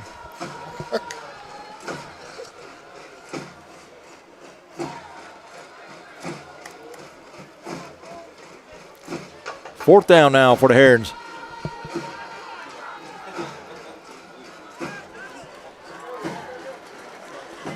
It's been a long fourth quarter, hasn't it? Clock stopped with 2:28 remaining in the ball game. Caden's going to send 2 to the left, 1 to the right. He'll have a running back offset to his left. He will be in the shotgun. He'll take the snap. He's going to take it and roll to his left. Looking to throw, throws over toward the sideline, and that ball is going to be in this AS intercepted. Let's check and see. Is it intercepted? Intercepted by the Indians. So the Indians will take over on downs. Trey Jones with the interception for the Indians. Indians will take over with 2:14 remaining. They lead at 26-12.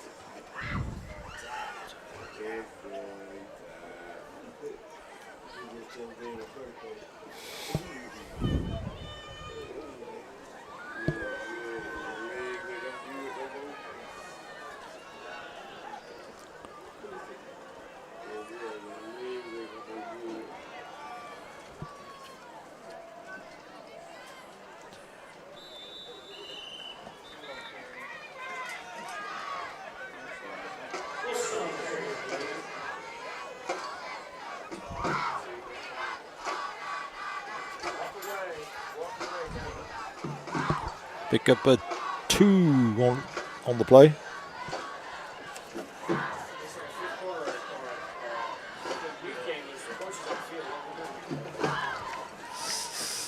Give him 3, 2nd and 7.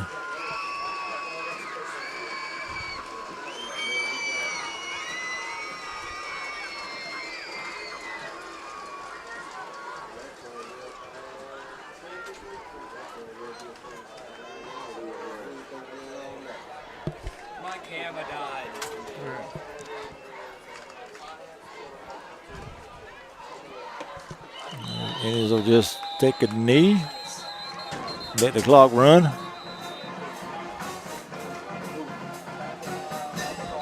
And this came undone.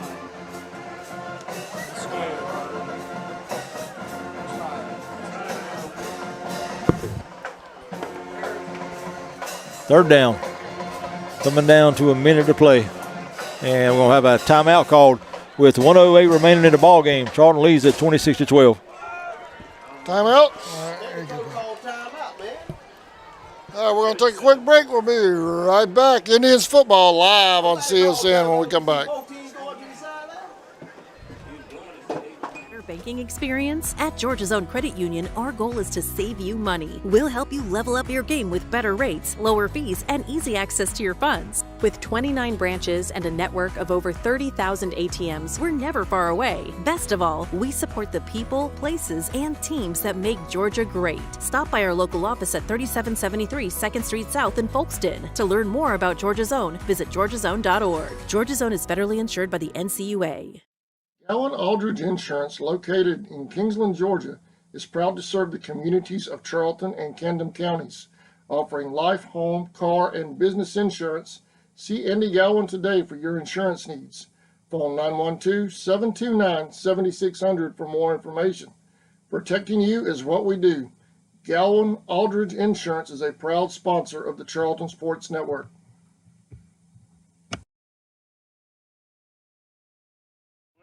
Your next adventure starts here. At Walker Jones GMC. Summertime. The kids are out of school and into everything. Family vacations and outings, fishing and swimming. And let's not forget it's also the busy season at work. Good thing summer is the season of savings at Walker Jones GMC. Big savings on used cars, too.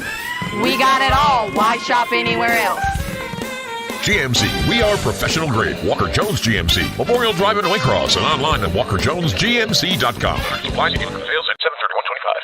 For nearly 20 years, Georgia's electric membership cooperatives have made Friday night football electrifying. As the official energy provider of the GHSA, Georgia's EMCs are proud to support high school athletics in the communities we serve, standing behind every hike, every completed pass, and every team celebration. Because we know that today's high school athletes are tomorrow's local leaders.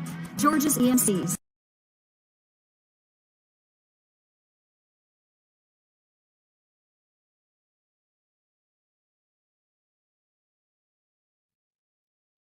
Seasons Floral located off of the middle, nothing doing. It's going to make it 4th down now.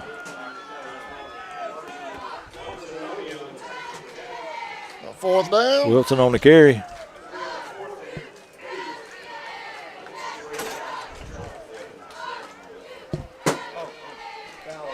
Yeah, it'll make it 4th down and about 7 now for the Indians, and they will bring the punt team on.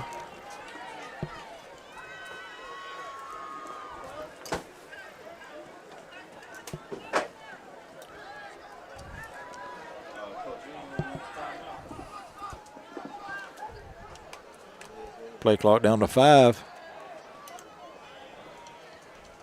All kind of motion on the line, no call. Good kick. It's going to be fielded back at the 39-yard line and brought back across midfield. Tackle made by number 4, Trey Jones, and we'll have 6.7 left on the game clock. 1st and 10 Herons. Well, Sammy, the Indians are going to take a 1-0 record back to the swamp next week. Yeah, and go home. They'll play a very good McIntosh team. MCA comes to town. It's going to be a tough one. Bucks are a good ball club. We need to pack that place out next week.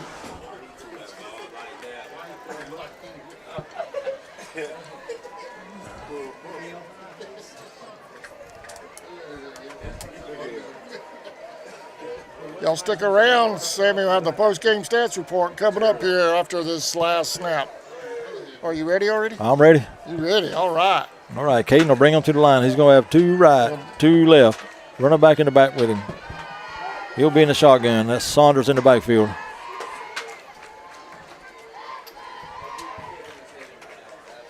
Caden will take the snap, looking to throw. Now he's going to pump and throw it down the middle of the field. And it's going to be intercepted by an Indian. And that's going to be number 7, Mobley. And he looks like he's going to try to take it all the way to the house. He gets one block out there, and he's going to sit on his feet. And he's going to go in for a touchdown.